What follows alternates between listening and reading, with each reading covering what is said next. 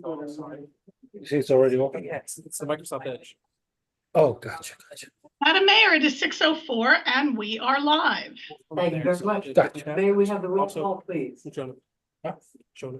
Yeah, Yannick, just so you know, your mic is on. Got it. Mayor Betty Resch, Here. Vice Mayor Sarah Maliga, Present. Commissioner Christopher McVoy, Here. Commissioner Mimi May, Here. Commissioner Reynaldo Diaz. Here. Thank you very much. Before we start our official business, we have one important thing to do. Today is our city clerk's birthday. And I think for all the work that she does, she deserves a round of happy birthday.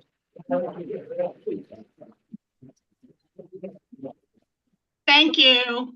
You're not done yet. Oh, Happy birthday to you. Happy birthday to you. Happy birthday, dear Melissa. Happy birthday to you. thank you. So if you'll buy that I'm turning 50 today, haha, I need to get home early because now I'm an old lady, so. Honey, tell me about it. Well, congratulations and many, many happy and healthy more to come. Okay. Thank you so much. We have the invocation by Commissioner Diaz.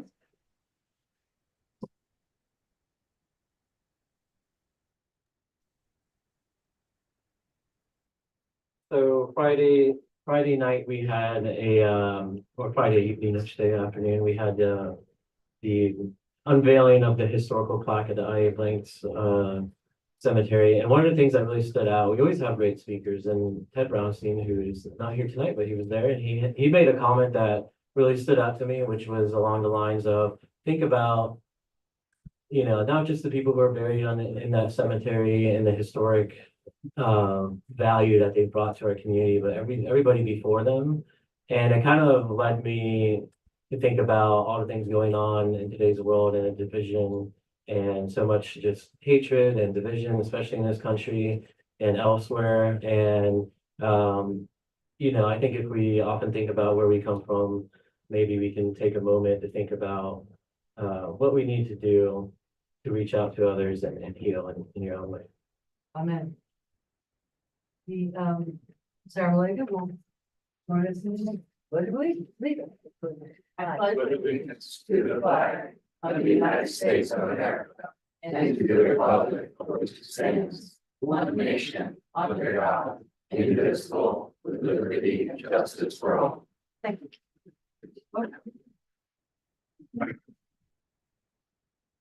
Madam Clerk, do we have additions, deletions, or reordering? Yes, I have a couple of reordering. Okay. I have consent agenda D, the proclamation for National Gun Violence Awareness Day will be now presentation D. And all of the new business items, Is someone here to acknowledge it? no, Okay, thank it you. was a request by Commissioner McVoy. Okay, thank you. And all of the new business items will be moved up to follow the consent agenda, and then unfinished business will follow that. Okay. And then lastly, the pre-agenda work session will be at 1 p.m. on June 14th rather than 9 a.m. Great. Madam Mayor, Yes. may I ask a question? Can we take new business, I'm sorry, unfinished business A and move it up a little bit further because we have a lot of people here in the audience for Well, that? the new business, yeah, but we have people in the audience for new business too. All our staff is here and the folks from the financial group are here. So we're going to, I think, stay with having unfinished, because those are discussions. So unfinished, they can certainly make a comment, but unfinished business, I think, is gonna be the longer of the two. Why we move it. Up so we can get all the people who are here in the audience. Yes, but we have, what I'm trying to say is we have consent agenda, and then we took the new business, which are very specific items for people that are here specifically from outside specifically for that reason. So we can get that out of the way. So the unfinished business, which will take longer, can happen, and the folks that are under new business can go. That's what I had discussed with the clerk, and they've asked for that. Okay, thank you. It's gonna be a pretty short meeting. Really. Okay, so do I have a motion to approve the agenda as provided? Motion to approve? Do I have a second? second, All in favor? Aye. aye, Thank you. Okay, so presentations. I'm gonna start with the one that we pulled from consent. If anyone's in the audience and they want to make at some point a public comment about something that's not on the agenda, you just need to fill out a blue card and put it in that slot. City of Lakewood. Whereas, on average, there are more than 43,000 Americans killed with guns and approximately 76,000 more are shot and wounded every year, with America 26 times more likely to die by gun homicide than people in other high-income countries. And whereas gun homicides and assaults are concentrated in cities with more than half of all firearm-related gun deaths in the nation occurring in 127 cities. And whereas across the nation, including in the city of Lake Worth Beach, are working to end the senseless violence with evidence-based solutions with protecting public safety in the communities they serve as mayor's highest responsibility. Whereas support for the Second Amendment rights of law-abiding citizens goes hand in hand with keeping guns away from people with dangerous histories. And whereas gun violence prevention is more important than ever as we see an increase in firearm homicides, non-fatal shootings across the country, increased calls to domestic violence hotlines, and an increase in city gun violence. And whereas in January 2013, Hadia Pendleton was tragically shot and killed at age 15, and on June 7, 2024, to recognize the 27th birthday of Hadia Pendleton, born on June 2nd, 1997, people across the United States will recognize Gun Violence Awareness Day and wear orange in tribute to Hadia Pendleton's and other victims of gun violence and the loved ones of those victims. June 7th. Whereas the idea was inspired by a group of Hadia's friends who asked that their classmates commemorate her life by wearing orange. They chose this color because hunters wear orange to announce themselves to other hunters and went out in the woods, and orange is a color that symbolizes the value of human life. And whereas anyone can join this campaign by pledging to wear orange on June 7th, the first Friday in June, to help raise awareness about gun violence. And whereas by wearing orange on June 7th, 2024, Americans will raise awareness about gun violence and honor the lives of gun violence victims and survivors. And whereas we renew our commitment to reduce gun violence and pledge to do all we can to keep firearms out of the wrong hands and encourage responsible gun ownership to help keep our children safe. Now therefore, I, Betty Resch, Mayor of the City of Lake Worth Beach, Florida, by virtue of the authority vested in me and on behalf of the City Commission, do hereby proclaim June 7th, 2024 as National Gun Violence Awareness Day, to honor and remember all victims and survivors of gun violence, and to declare that we as a country must do more to reduce gun violence. I encourage all citizens to support their local community's efforts to prevent the tragic effects of gun violence and to honor and value human lives. Whereas I have signed this on the 4th day of June, 2024. Thanks. Next.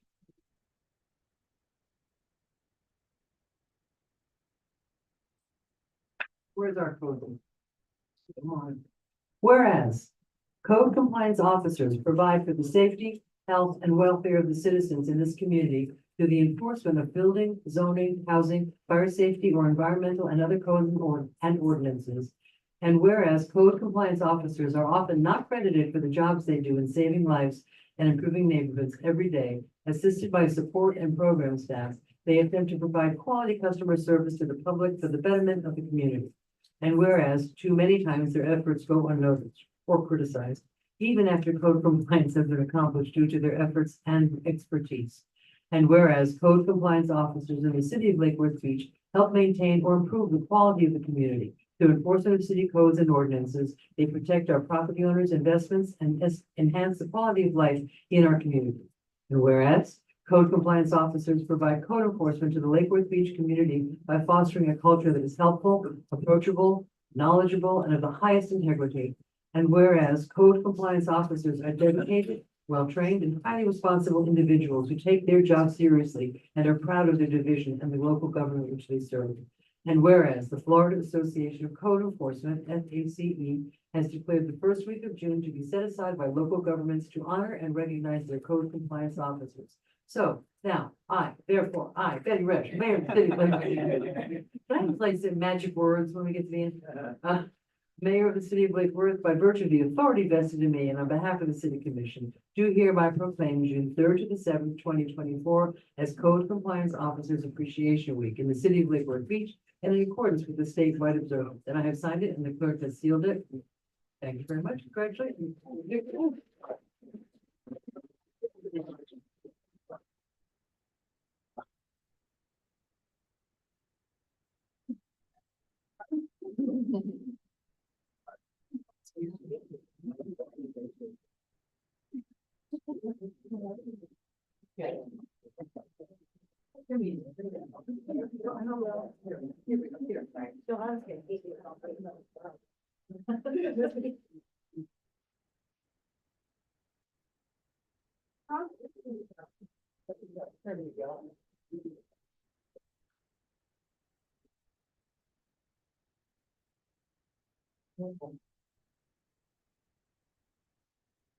Thank you all for your hard work.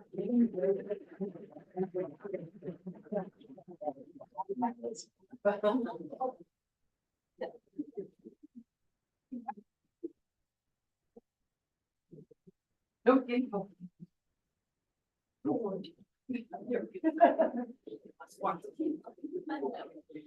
Next up.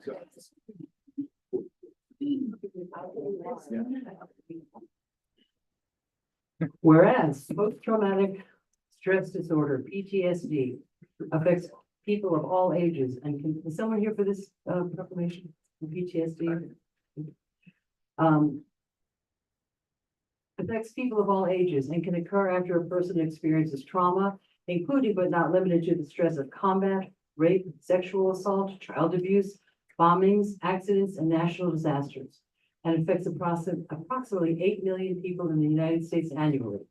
And whereas PTSD is associated with chemical changes in the body's hormonal system and automatic nervous system, and is characterized by symptoms including flashbacks, nightmares, insomnia, avoidance, hypervigilance, anxiety, depression. And whereas combat-related PTSD stress among our men and women in the armed forces is significantly pronounced, and given that they are often exposed to highly traumatic events for weeks, months, and even years. And whereas, despite its treatability, many cases of PTSD remain undiagnosed and untreated due to a lack of awareness of this condition and the persistent stigma associated with mental health conditions. And whereas, raising awareness of this condition is necessary to remove the stigma and to encourage those suffering to seek proper and timely treatment that they may save their lives. And it is up to each of us to know that PTSD assessment form is a major tool to seek medical assistance. And whereas all residents suffering from PTSD deserve our consideration, understanding, and those who are affected by PTSD from emotional and physical wounds received by protecting our freedom deserve our respect and special honor. Now, therefore, I, Betty Resch, Mayor of the City of Lake Worth Beach, Florida, by virtue of the authority vested in me and on behalf of the City Commission, do hereby proclaim June 2024 as Post-Traumatic Stress Disorder Awareness Month, and encourage residents to reach out to others to provide support and remove the stigma associated with this disorder. We call upon the residents of Lake Worth Beach, public and private institutions, businesses, and schools to recommitting to increasing awareness and understanding of post-traumatic stress syndrome disorder and the need for appropriate and accessible services for all people with PTSD. I have signed it and the clerk has sealed it. Thanks.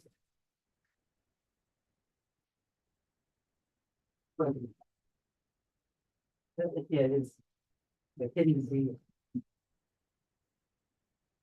Last but not least. Whereas the City of Lake Worth Beach is a friendly and welcoming community that celebrates and promotes diversity and inclusion. And whereas the City of Lake Worth Beach recognizes the importance of equality and freedom for all of our residents and the progress we have made as a nation in the fight for justice, inclusion, and equity. And whereas the City of Lake Worth Beach recognizes that our nation was founded upon the principles that all people are created equal and that everyone has a right to life, liberty, and the pursuit of happiness. And whereas the City of Lake Worth Beach is dedicated to fostering acceptance of all its residents and preventing discrimination and mistreatment based on sexual orientation or gender identity, and we reaffirm our commitment to do more to support the LGBTQ1A+ rights in our city. It's getting very long. And whereas the city of Lake Worth Beach is strengthened by and thrives upon the rich diversity of ethnic, cultural, racial, gender, and sexual identities of its residents, all of which make up our vibrant character. And whereas the city of Lake Worth Beach recognizes the importance and contributions of members of the lesbian, gay, bisexual, transgender, queer, intersex, asexual, and others community. And whereas the city of Lake Worth Beach acknowledges that the members of the LGBTQ1A+ community, especially people of color and trans people, continue to face discrimination and cruel, persistent efforts to undermine their basic human rights. And it is specifically difficult for LGBTQ1A+ youth, 45% of whom seriously considered attempting suicide in the last year. Now, therefore, I, Betty Resch, Mayor of the City of Lake Worth Beach, Florida, by virtue of the authority vested in me and on behalf of the City Commission, do hereby proclaim and recognize the month of June as lesbian, gay, bisexual, transgender, queer, intersex, asexual, and other Pride Month. June 2024 as LGBTQIA+ Pride Month. And we urge all residents to actively promote the principles of equality and liberty, reminding the LGBTQIA+ community that they are loved and cherished and seen for who they are, deserving of dignity, respect, and support throughout the city. In witness, I have set my hand and caused the seal of the City of Lake Worth Beach to be affixed on this 4th day of June, 2024.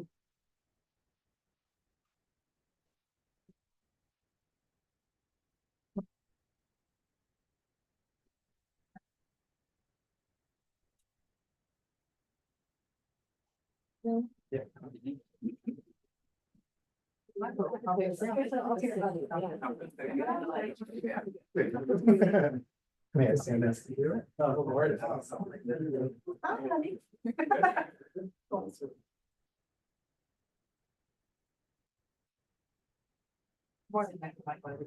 Right. She would glam us all. I can say it's I know. Next month.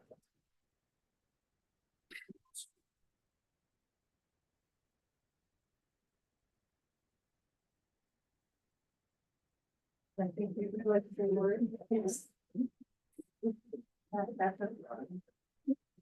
Thank you so much, Mayor Resch. I just wanted to say thank you for making all residents feel safe here in the city of Lake Worth Beach and for. Is it turned on? There you go, now you're on. Who are you? Is this working? Ultimate power. My name is Julie Sieber. I work at Compass 201 North Dixie Highway in Lake Worth Beach. And I just wanted to say on behalf of the board and staff of Compass, as well as representatives from our CAN Community Health Clinic, which is currently serving 422 active patients today for healthcare that's coming out. That we wanted to invite everyone to our 2024 Stonewall Ball and celebrate us and our city of Lake Worth Beach, in that the staff and board have ultimately decided that the 2024 Compass Leadership Award, the recipient for this year's Leadership Award is going to Mayor Betty Resch. In that spirit, so Vice Mayor Malega is also a recipient of the Compass Leadership Award. The purpose of this prestigious award is to recognize the achievements of our elected and appointed officials who display the highest level of commitment and long established record of leadership in social justice embodied by Compass's mission, which is to engage, empower, and enrich the lives of LGBTQ people and those impacted by HIV and AIDS. And so we know that your history with us, that you do nothing for accolades, and we recognize you and we see you and we appreciate you so much. And if all are welcome to join us, we will leave these flyers so you can find out information on how you can see Mayor Betty Resch receive her award. Thank you so much. Oh, June 29th. Adrian will tell me. I can't tell you how much I appreciate it, and I mean, your community is such a part of our community, it's wonderful, and thank you. Well, thank you for teaching us how to ally and as in a verb form versus a noun. Thank We you. appreciate it. Now I gotta figure out what to wear to. Yes, you are. Michael, will you help me? I need help too. Okay, Thank you. good. Got it. We'll get a consultant. Thank you. Welcome. Thank you so much. Okay, commission liaison reports and comments. Let's start with Mr. Want to start? In the essence of time and Well, that's District one. Melissa's birthday. Yeah. I'm gonna forego my, I know we're all wanting to get her out to celebrate. I'm gonna forego my liaison's report and catch up with you guys next time. Okay, great, thank you. Commission, Mr. McBoy. Mr. McBoy, you're muted. You're still muted. Am I unmuted now? Yes, you're unmuted. Now you are. Thank you. Sometimes the phone doesn't cooperate. Just three short things. Thank you all for the proclamation for Pride Month. I'm happy to say that out here, there are pride flags flying on city poles and things, and it's a pleasure to see. And thank you very much. I'm sorry I couldn't join you for the photograph, but very much there in spirit in supporting human rights for that. Second item, I think it's appropriate for us as elected officials, as part of the process of American rule of law, which is very much a founding principle of our country, to just give a moment of recognition of what a significant thing happened last week, I believe on Thursday, and that was a normal process with an indictment and one set of peers, and then a jury trial with another set of peers. Mr. McBoy, I'm speaking, please, Madam Mayor. Please do not interrupt. All right, please keep it brief, and please keep it as. Point of we are order, not. point of order. You only lengthen it by interrupting, so please do not. Point I of think order. I think it is very important to Mr. recognize. McBoy, point of order has been called. I'm going to cut you off. You cannot I- address national stuff. We don't do national stuff.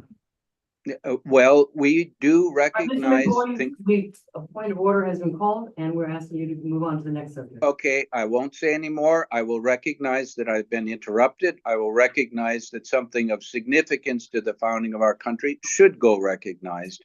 I have another item which doesn't relate to that. May I continue? Sure. Thank you. I was very glad to see in the proclamation for the National Gun Violence Awareness, a number of items raised there. I felt it fell a little bit short on an issue that is very relevant to us, particularly in light of the Pride Declaration, in light of Pulse, in light of a lot of other things that have happened around the country. But I thought it fell a little short, and I wanted to add a few things that are relevant to it. Notably that the annual manufacturing of guns in the US has more than doubled since 2006. The fraction of that manufacturing that is handguns now exceeds all other long guns and hunting guns and all that sort of things. We as a country do not have a national handgun registry. Researchers have found consistently that more guns means more deaths. And it's kind of interesting looking at the time series of the manufacturing and the gun deaths. Not only when manufacturing goes up do gun deaths go up, but when manufacturing goes down, gun deaths go down. It's a little striking. You don't often see that strong a correlation. So I was very happy to hear in the proclamation the assertion that protecting public safety is a mayor's highest responsibility. Also interested to hear cities, including Lake Worth Beach, are working to end senseless violence with evidence-based solutions. I have not seen any of that working. Maybe I just am not aware of it, but I would encourage us to not just do proclamations, but to actually either speak out or I recognize that we are preempted by Tallahassee from any local regulations, but I do think we have an obligation in light of the extraordinary amount of gun violence in the US compared to other developed countries, that we should speak out, that is part of how we defend human rights and defend human lives. So I would encourage us to share with the community what concrete steps we are in fact working on. Thank you. Thank you. Ms. May. Where are you? Thank you. So a couple things just quickly.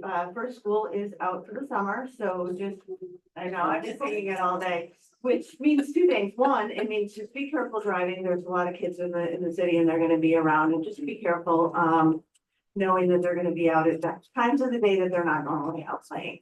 I am the liaison for the NAPC, so I'm gonna report on my liaison. We have events coming, or the NAPC has events coming up the week before the 4th of July. Every night for about 8 nights, there's an event. You can go to the NAPC website or Facebook to find out, or ask me, just email me and I'll let you know. But basically what it is we have an event that goes along with the theme. The theme this year is Jimmy Buffett. And each night at a different place around the city, there's an event based on a song, one of Jimmy Buffett songs, and then there's games and prizes and just, you know, fun time for everybody in the city. So that all accumulates with the annual raft race, which is going to be on the 4th of July. And where the neighborhoods, for the one day of the year that we are all kind of not a joint group, you know, we're all fighting each other to make sure that we are winning that, which, you know, my neighborhood did win last year, just letting you know. Yes. Anyway, Thursday, I'm gonna go down and I'm gonna be able to see W Moda, so I have not gone yet, so I'm really excited for that. Thursday at 2. I was at the historical landmarks at the cemetery Friday night, which was a beautiful ceremony. For those of you that weren't there, they had the caretaker of the cemetery, who was the caretaker for like 30 years, speak. And he was in his 90s, I would believe. And he was so excited, and you could just see the pride he had for the work that he had done with the cemetery and just taking care of it, the pride of ownership which he had. And it was just inspiring, you know. I am using some of my discretionary funds to sponsor the Stonewall Ball for Compass, and personally donated some art for the auction. So I'm speaking at Parrot Cove on June 17th at the Beach Club for the Parrot Cove Neighborhood Association meeting. And I am available to meet with anybody who would like to sit down and meet. You know, now's the time. You know, I'm here, I'm ready, and I'm available. So thanks. Thank you, Mr. Diaz. One thing I have, I'm gonna ask for consensus for something, because a while ago I had introduced that I had been approached through someone I know regarding a PFAS settlement that we could potentially sign on to. And basically, if we have consensus, my understanding, I still have to go through the details with our city attorney, but I think we just plug in some pretty standard language into our usual agreement, and we can get that process going. And just as kind of a recap, this is a case that was brought against 3M and DuPont as manufacturers of PFAS, and they've gone through it, and you know, they agreed that, well, they didn't agree, but the court said that they were at fault, and because of that, people who are impacted are entitled to a settlement.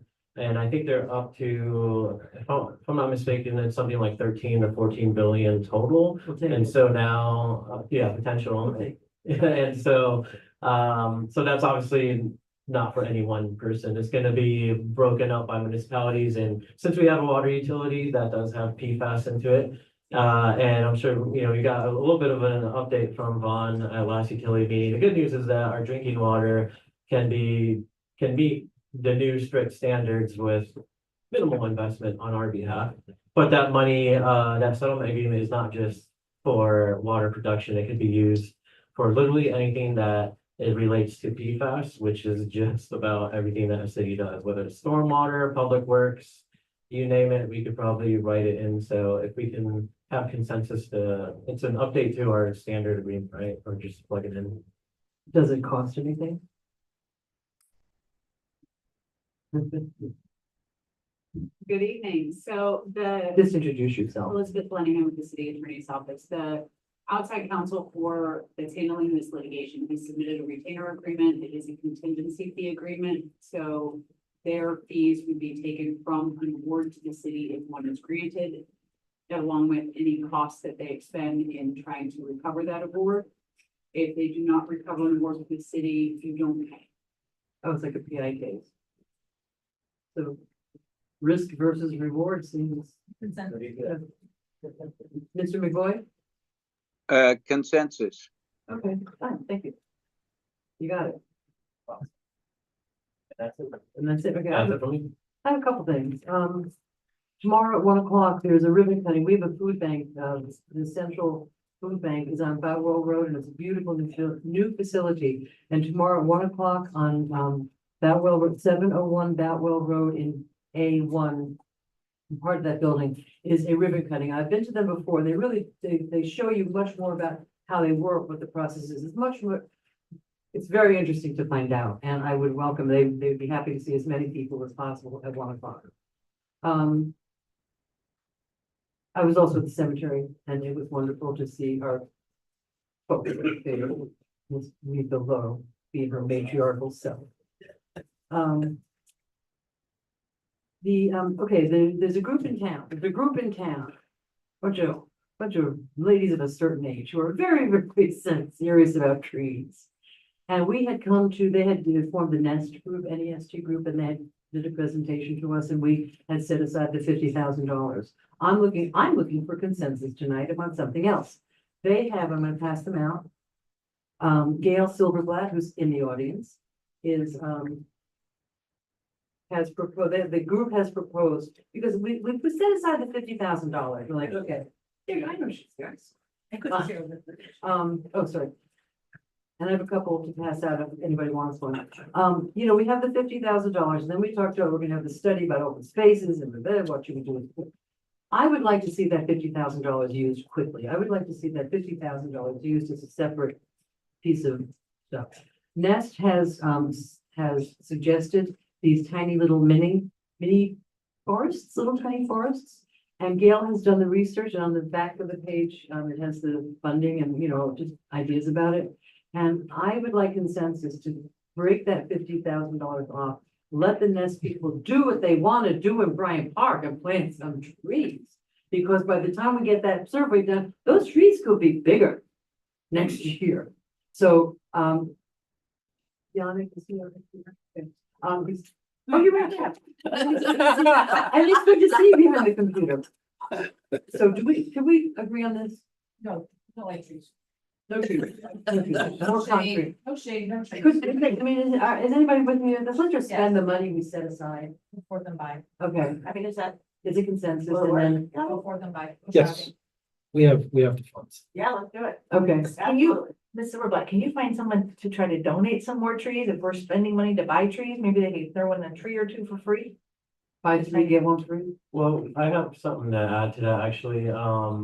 The city manager and I should be having a meeting sometime soon with County Environmental Resources Management to look at some of our coastal properties, and we're mostly looking at living shoreline stuff, so like in the water, basically in the lagoon. But there's probably room there. I mean, we can have that discussion with county about, because I see plant tiny forest, well, define forest, that could be a mangrove, could be hardwood. Mr. Diaz, before you criticize. But I know, but that's something that, because I agree, if maybe we could find a partner that can throw down, because 50,000 for trees is not a lot. But I think we should reach out to partners, and maybe the county would be a good one for that. I disagree. I respectfully disagree. Uh-oh. Disagree? You disagree, you don't want free trees? Mr. Brown? Good evening, girl. Good evening, sir. Sound like Barry White, please. June. The June 18th meeting. And I've already talked to Dave and Drew, our state local, so we're gonna have that item on that June 18th meeting. And what With item? the would that be? landscape, if you board, remember the scope of work we had talked about. Yeah. before, that was going to be on the last special meeting, we got Okay. pulled because everyone was out of town. We're actually gonna have that conversation on the 18th. About the $50,000. Correct, and standalone. this is about the actual scope that the landscape and tree board was working on to put that out. So again, we can move forward if that's what you guys would like, but I just wanted to let you know that will be on That's- the meeting, the 18th. No, and I know that we're working for that, I appreciate that, but it's just, months ago, we said, let's put $50,000 for trees in Bryant Park. Let's put $50,000. And that's fine, but keep in mind, It won't be in the water, it'll be in the. Oh, exactly, and that's what, I mean, I know that, and the county does do, land Well, if they wanna help us, restoration, great. that's what I'm Oh, saying, okay. just to have a conversation, and a great example of that would be right on the other side of the lagoon, Joel Steinhardt Cove. They have a big section of it is coastal hardwood hammock, which is like sable palms, Right. Gumbo limbos, there's So a we number can of add the trees. $50,000. And if you wanted a kind of an idea of some stuff that we can bring onto this side, that might be a good project to look at. As long as it gets past Gail Silver Black, I'm okay. So we do have consensus to take a look at that then? Okay, great, thank you very much. And I do have Gail's little things here to do. Last but not least, I just have to introduce, my family is here tonight. I have a wonderful niece who's a PhD. Andrew, what's your PhD in? Environmental engineering. Environmental engineering. It's just a report. I hope you appreciate that. And she lives in Nashville with her family. Her husband Jason is here and he's a teacher and coach. And they're wonderful children. Jackson, who's 12, who Aunt Barbara wants to. 15. Yeah. I have no children.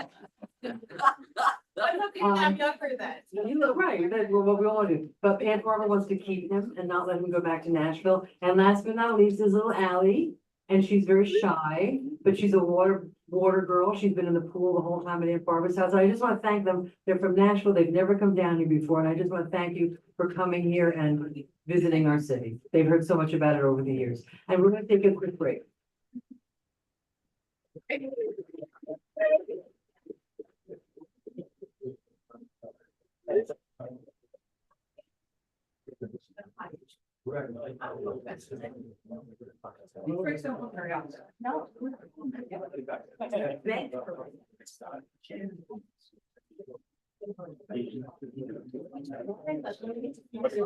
I've been down a lot of time.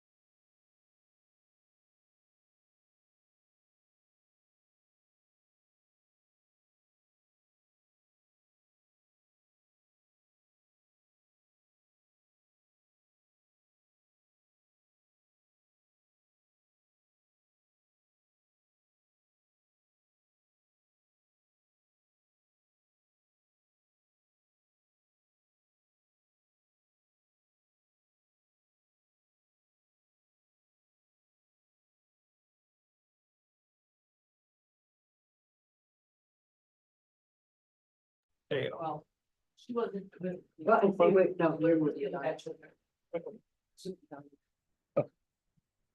Oh, I don't have to hear you. Can you hear me now? There she is. There she is. So are we reconvened? We are reconvened. Mr. City Manager, Good evening. good evening. Based on the $50,000 conversation we just had, I just wanted to remind everyone that the scope that we're gonna be discussing, that the tree and landscape board put together, that is for services moving forward. So each year as we're budgeting for tree replacements, canopy increase, and all that other stuff, we'll have consistency as far as how we're going about doing that. But it's not just for the 50,000 we're talking about right now. It's for On the meeting, the next, yeah. Oh, no, also, obviously, the Forest Main break we had over Florida Mango, that road is officially reopened today as of 12:15. Oh, what? So that is, we still have, crews out there doing the work, but obviously the road is now open as of today at 12:15. Way ahead of schedule. That's, thank you, Mr. Yes, And we yes, still have a that was a lot of hard $15 work. million bill. Yeah, well. Well, the bake sale. Yeah, that's later in the meeting. Yeah. Finance director over there. Actually had a great event, last Friday, the historical markers, which you guys already mentioned. And I thanks, we do have another ribbon cutting coming up, on June 11th, which, the week from this Thursday at the Memorial Field, Rob's Field. That was the CD Beach project. We had phase 1 and 2 for the past 2 years, the money we got from the county. That's, the 11th at 6 p.m. Hoping to see everyone there. We will have the Jaguars in attendance. They'll be working the concession stand and everything. Internal staff, we're doing, our annual emergency management meeting next Thursday. And that is because we are at the beginning of hurricane season, and that's just kind of, laying everything out and wants to with all of you to kind of lay out how everything works and make sure everyone's on board and understands what happens when we're in a state of emergency. And you're gonna have a very active season. I know. Also, FDOT, the 10th Avenue, Federal Highway project starting, with year 1, 10th Avenue South to 6th Avenue North, scheduled to start on the 18th of this month. Both lanes will be open the entire time, so nothing will be shut down. That is a 282 calendar day project, is what's projected to be, so we're looking at 9 to 10 months. And that is all I have. I'll keep it brief, but Great, thank you. Excuse me, city manager, can you make sure that the Memorial Park is on all of our calendars because it doesn't appear to be?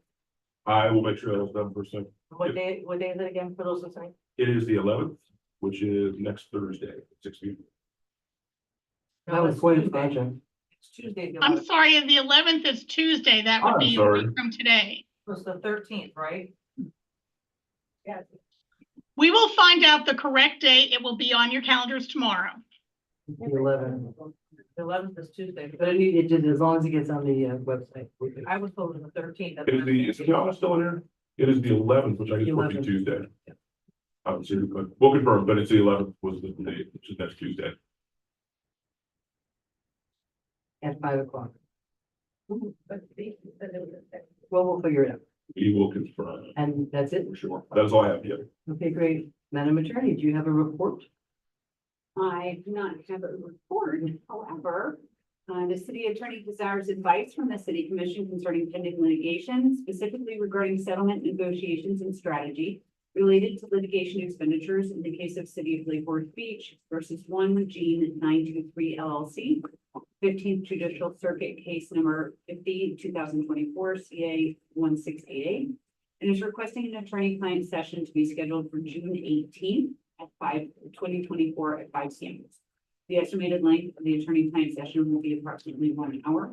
This session will be attended by the members of the City Commission, Mayor Betty Rash, Vice Mayor Sarah Malega, Commissioner Christopher McCoy, Commissioner Mimi May, and Commissioner Reynaldo Diaz, Interim City Manager Jamie Brown, City Attorney Glenn Forsythia, and outside counsel Brian Sherman.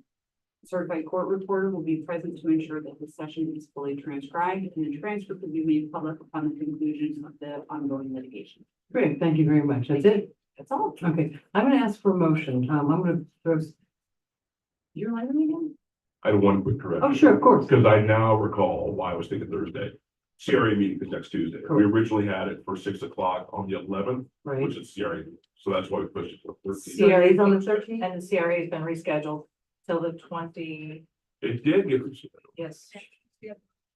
The last Thursday, the 27th is the then CRI. we will double check all your calendars before. Let us know. All these moving Let us- parts. Just people tell us parts. where to go and when to be there. Okay, I'm gonna ask for a motion. I'm gonna put a thought here. We have, a lot of people here from the community wanting to speak on different issues. We also have outside council professionals here that are here to address us. So I'm gonna ask for a motion to, move, non-agenda items to the end of the meeting,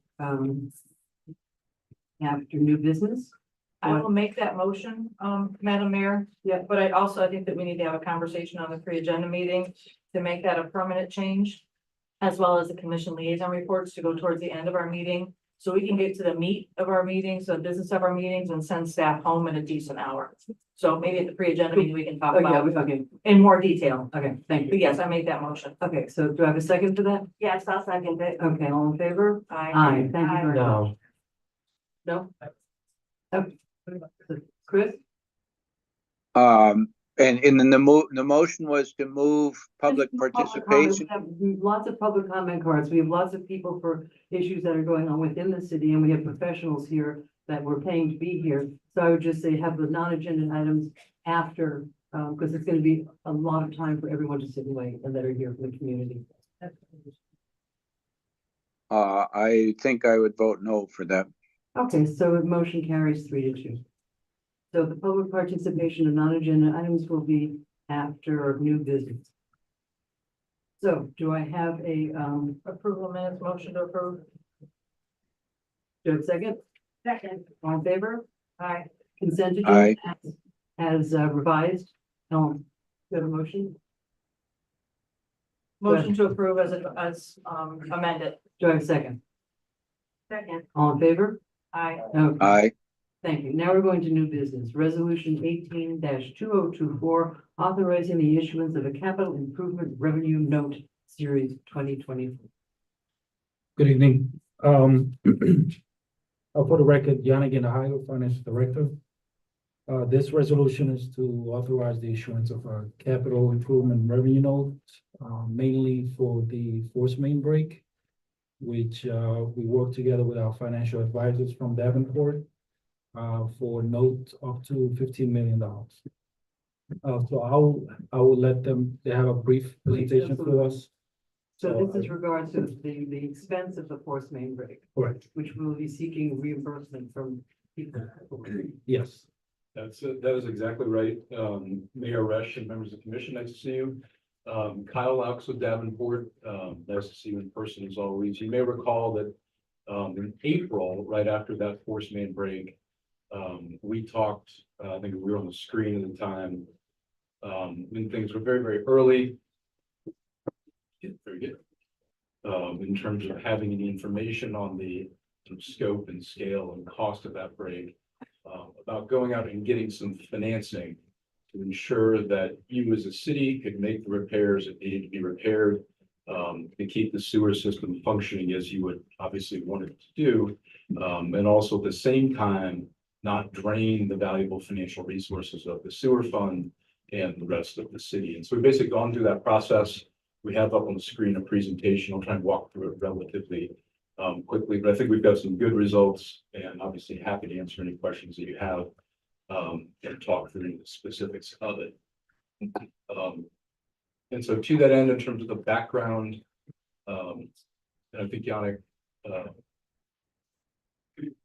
this is actually, if you go to the presentation, yeah, there's two components here. Oh.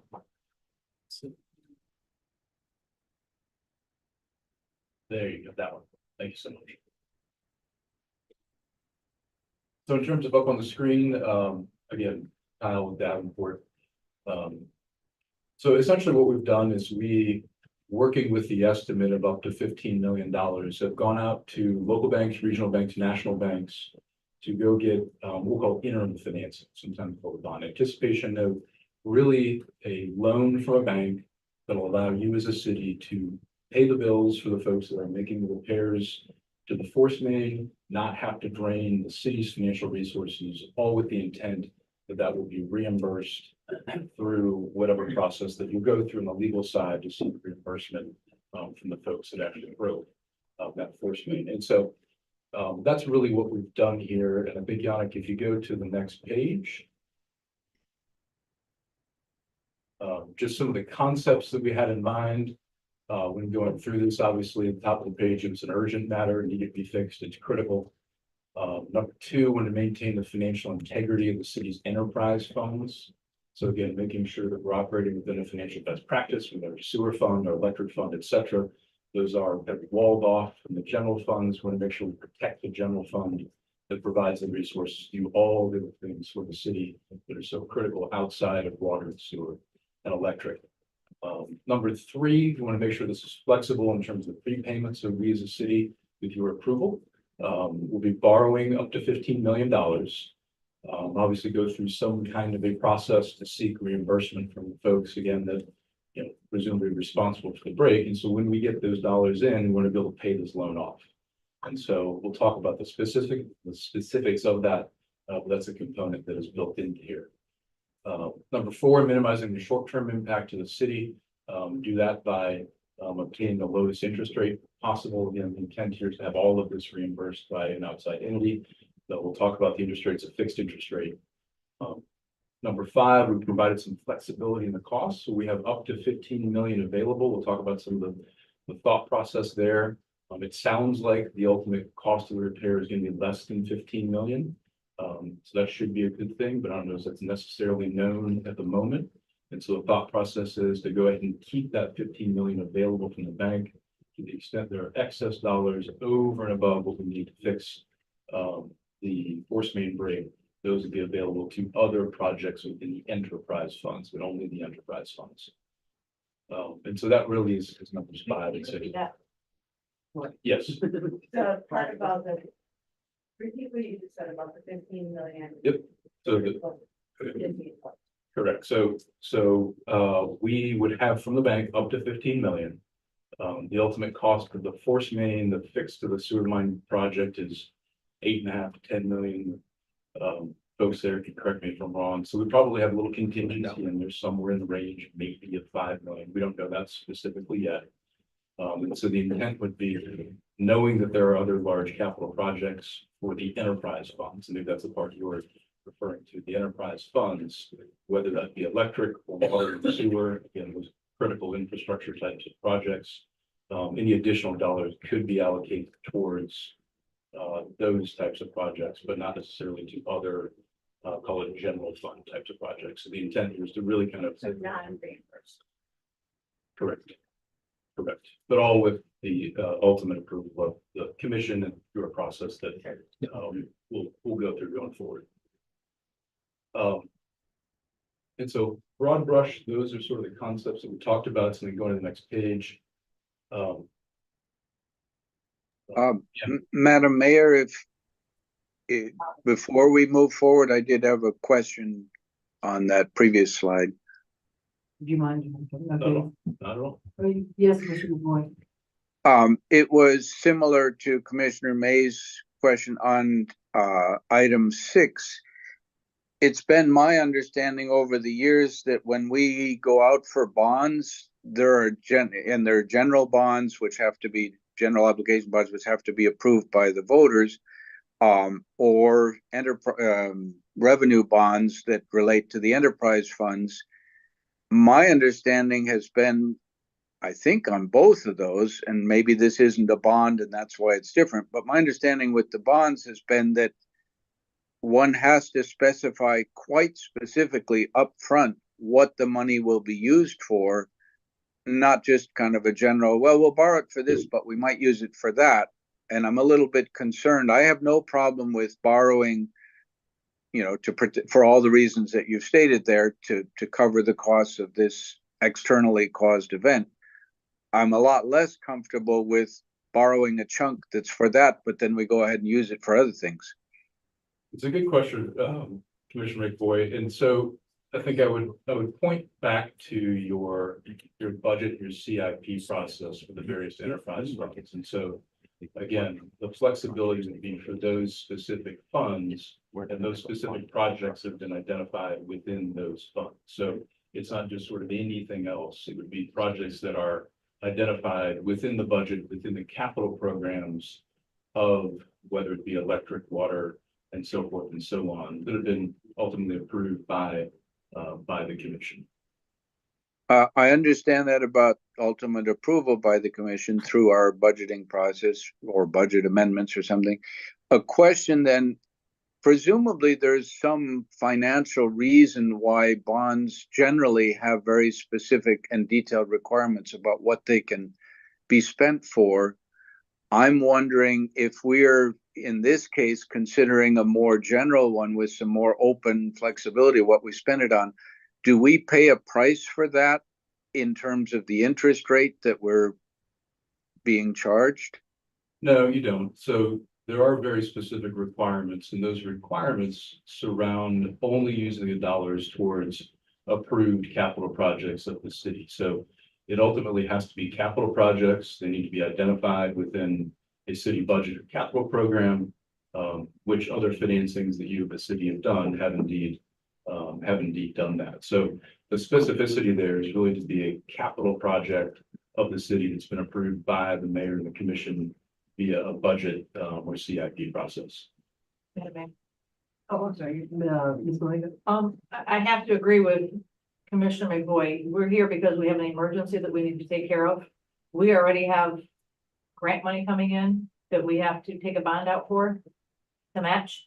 I'm gonna say I'm not in favor of borrowing more than we need. There's a cost associated with whatever we borrow. That, to me, I don't want to borrow one more cent, then we're gonna get reimbursed from AT&T or whoever the end user ends up being for this bond. For me, this bond is to take care of one thing specific, not if we have 3 or 4 million extra laying around. And I know that Yannick's looking at me like he wants to have a little bit of cushion, but again, I don't feel that that is being fiduciary responsible.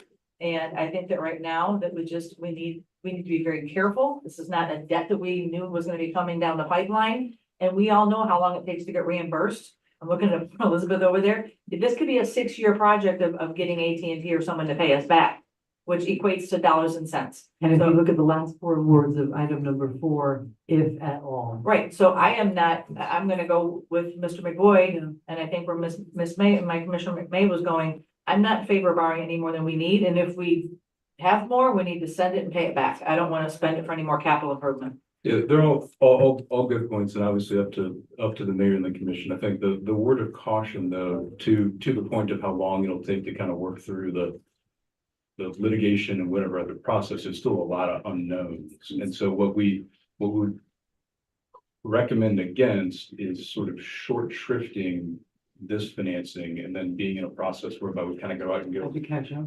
go out and catch up and find some other financing here in the future. So the intent here is really to make this as efficient as possible for the city, knowing that you've got a solid amount of certainty as to the cost and maybe not much certainty as to the process in terms of getting the dollars back. And so the thought process was to give you as much flexibility and time to work through that until such time as you know really specifically it's going to be exactly this many dollars and here's when we're going to get it back and so forth and so on, so that in 3 to 6 months we don't have to necessarily go through this entire process again, which there is a cost to doing that and there's a staff time to doing all those kind of things. So all valid points and kind of Yeah, so if I may, so initially, prior to the force main break, we had discussions with Ed's team and Sam's team as well to have interim financing prior to issuing the main bond in 2025. And however, as when the force main break happened, we had to switch gears and prioritize that cost. Now, if you recall, that cost was estimated at up to $15 million. But last month and a couple of weeks ago, I think Sam gave us an update. He said between $8 to $10 million. Now, we don't even know what the legal cost is going to be. And also we thought it would be inefficient to have to go back and ask for additional interim financing that Ed's team and Sam's team needed by the end of this fiscal year. But isn't that the bond that we talked about the other day that we're going after for the match? Why wouldn't we just put all that into one? I'm confused on why we're going out for a gap funding, if you will, tied into this when we're going after a huge bond for the grant that we just got. So and I'll let Ed speak after me. So I want to say it's mainly due to timing, and Ed could correct me. Because the timing to go after the new bond will be in 2025, and the matching, I believe, would come in January. January 2025. So we were informed that they needed the funds prior to the bond. And what the bond will do a refinance of whatever balance we have left here. So we'll combine everything. Ms. May has a question. Ms. May has a question. But I thought there was still money there was still money left in the 2022 bond, which I thought was all we were gonna use for the beginning part of the match. The matching money that we talked about last time. But in terms of what we're discussing here, if we have, I understand that you don't wanna cut it short. And you don't wanna come back and say, oh, well, we needed more. But if we went to 15 million, it was 10 million, couldn't we just take the extra and pay it back? Yeah, that's right. And my question also is who pays the interest on it? We do. I understand that, but is that gonna be something we're gonna try to recoup, or is that something that we're gonna get hit for? So, but two-part question there. So the interest, the city will pay the interest until such time as you work your way through probably a legal process. And I'd have to defer to the city attorney, but I would assume, and our expectation is you'll get reimbursed for all of the interest and all of the associated costs associated with any In an repairs ideal and the world. financing and all those kind of Right. things. That's right. You don't know that. And I'm going to That's know right. that for the Potentially. city attorney. Yeah, that's right. But in an ideal world, you get reimbursed for all that. Okay, and getting the $15 million loan and then using what we need of it and then paying back the rest. Instead of using it for a different fund, I mean, that would make sense, and it would cut off that issue of not having enough money that you were bringing up. That's right. But can you ask the first part of my question about, didn't we say we were gonna use the 2022 bond money, the rest of it for the first part? I'll let Okay. the voice. Sorry. Now, for the record, Ed Liberty, Electric Utility Director, City of Lake Worth Beach. So, to give you a little bit more background, some of it is refresher, some of it is things that just broke in the last few days. Didn't break, but news on how the grant is gonna work. The first thing is, let's remember that we talked about approximately 50 plus million, 58, 56, $60 million or so for the next series 2025 bond for electric. Remember that has to be used within 3 years. So you're borrowing the money up front that you can then basically encumber against for the next 3 years. So there may be projects in that you're not going to do anything with for 2 years, but you have to borrow or bond the money up front. What we're saying here is one of the advantages would be to say, rather than borrow the full 60 million right up front, we could leverage a portion of this to get some of those projects going without having to go borrow the entire 50 to 60 million dollars now. So it buys us a little time. It puts off by some number of months, or perhaps 6 to 9 months, maybe a little bit longer, the bond issue for the larger spending.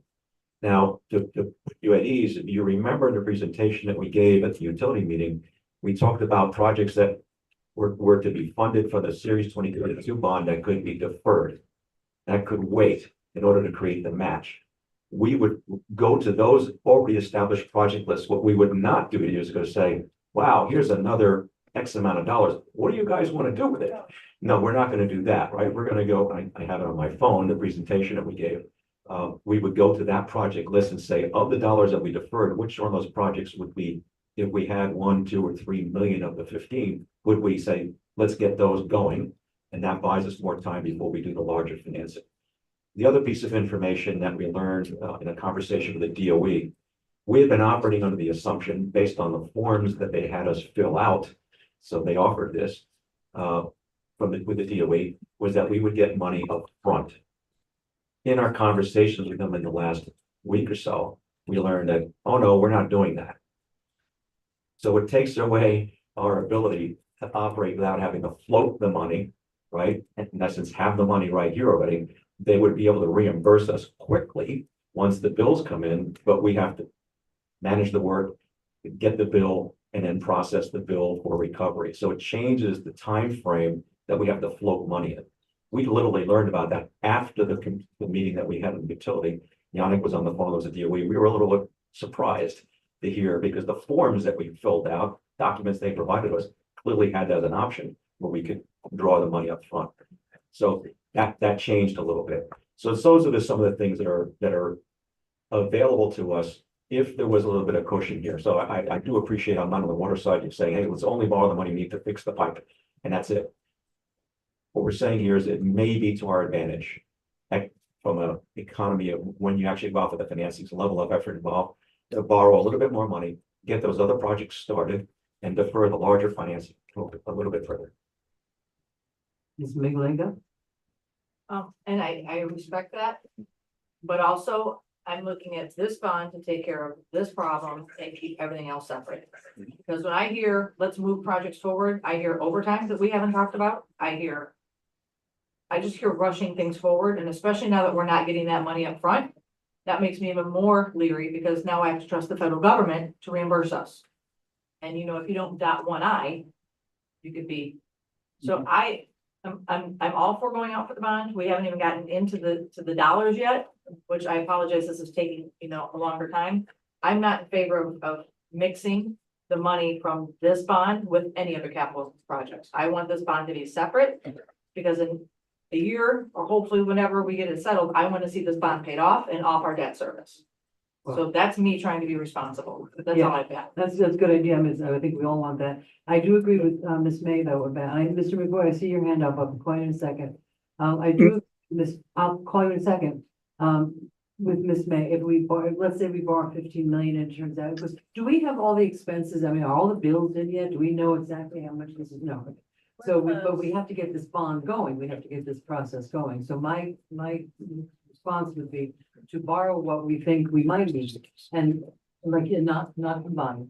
But then if we come in at 10 million and we've got $5 million, I just pay it back. Yep. So that would be my thought. Mr. McBoy was there, then Mr. Diaz. Yeah. I tend to agree with what's been said. I think there's a separate issue of, do you borrow more than do you borrow high to make sure that you cover unexpected expenses? I totally agree with that logic, especially with a high degree of uncertainty here. So I'm fine with, if 15 seems like the right number, given that it might be 10, but it might go higher. I'm fine with that, but I agree with some of the sentiment that's already been stated of, I would prefer to keep it clean and keep this borrowing just for this particular unexpected problem. Thank you. Mr. Diaz?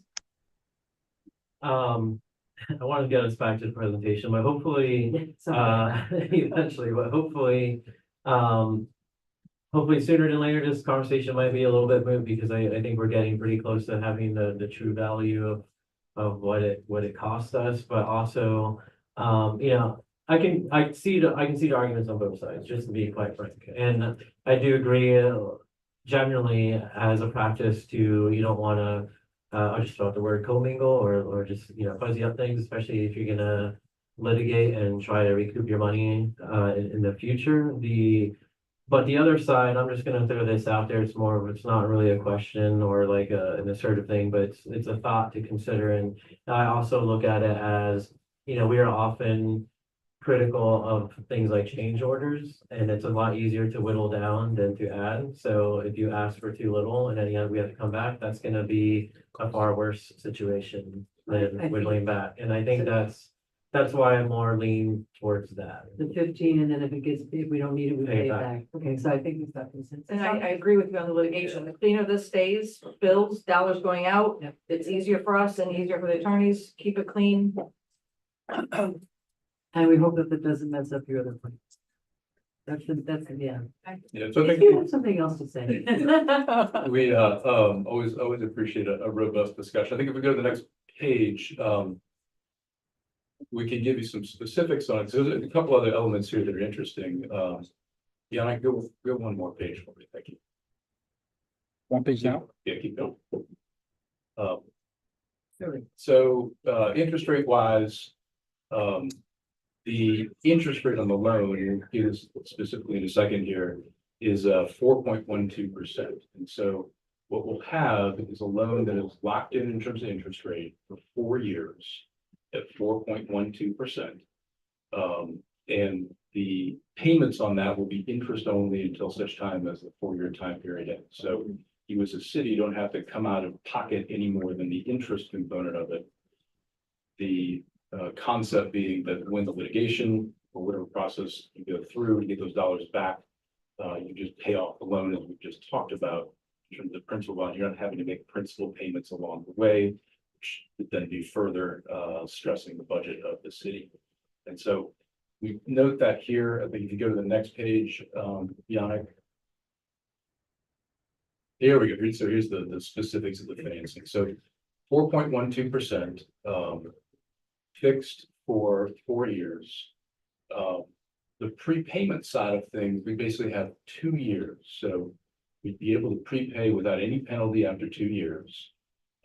But if we get some of those dollars back, or say we get through this process and you end up determining definitively that it's 10 million instead of 15, we can still actually give the dollars back, meaning that residual, back to the bank prior to the 2-year time period. We pay the residual interest then to that 2-year time period. So you've got the flexibility to do that.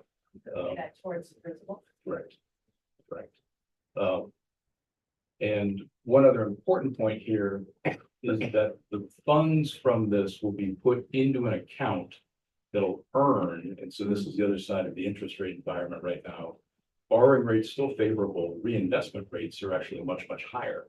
And so you'll be able to borrow these dollars at a 4.12% fixed interest rate and reinvest them at up to 4.4%. So the dollars in the bank are actually making more than the interest cost on the loan. There's some special federal rebate sort of concepts in there that effectively mean you'll probably earn up to the amount of the interest rate. So you'll basically borrow 15 million, be able to reinvest that at the same rate as the interest rate on the loan while you're working through this process again. So sort of hedging, so to speak, the interest cost and the impact of the budget.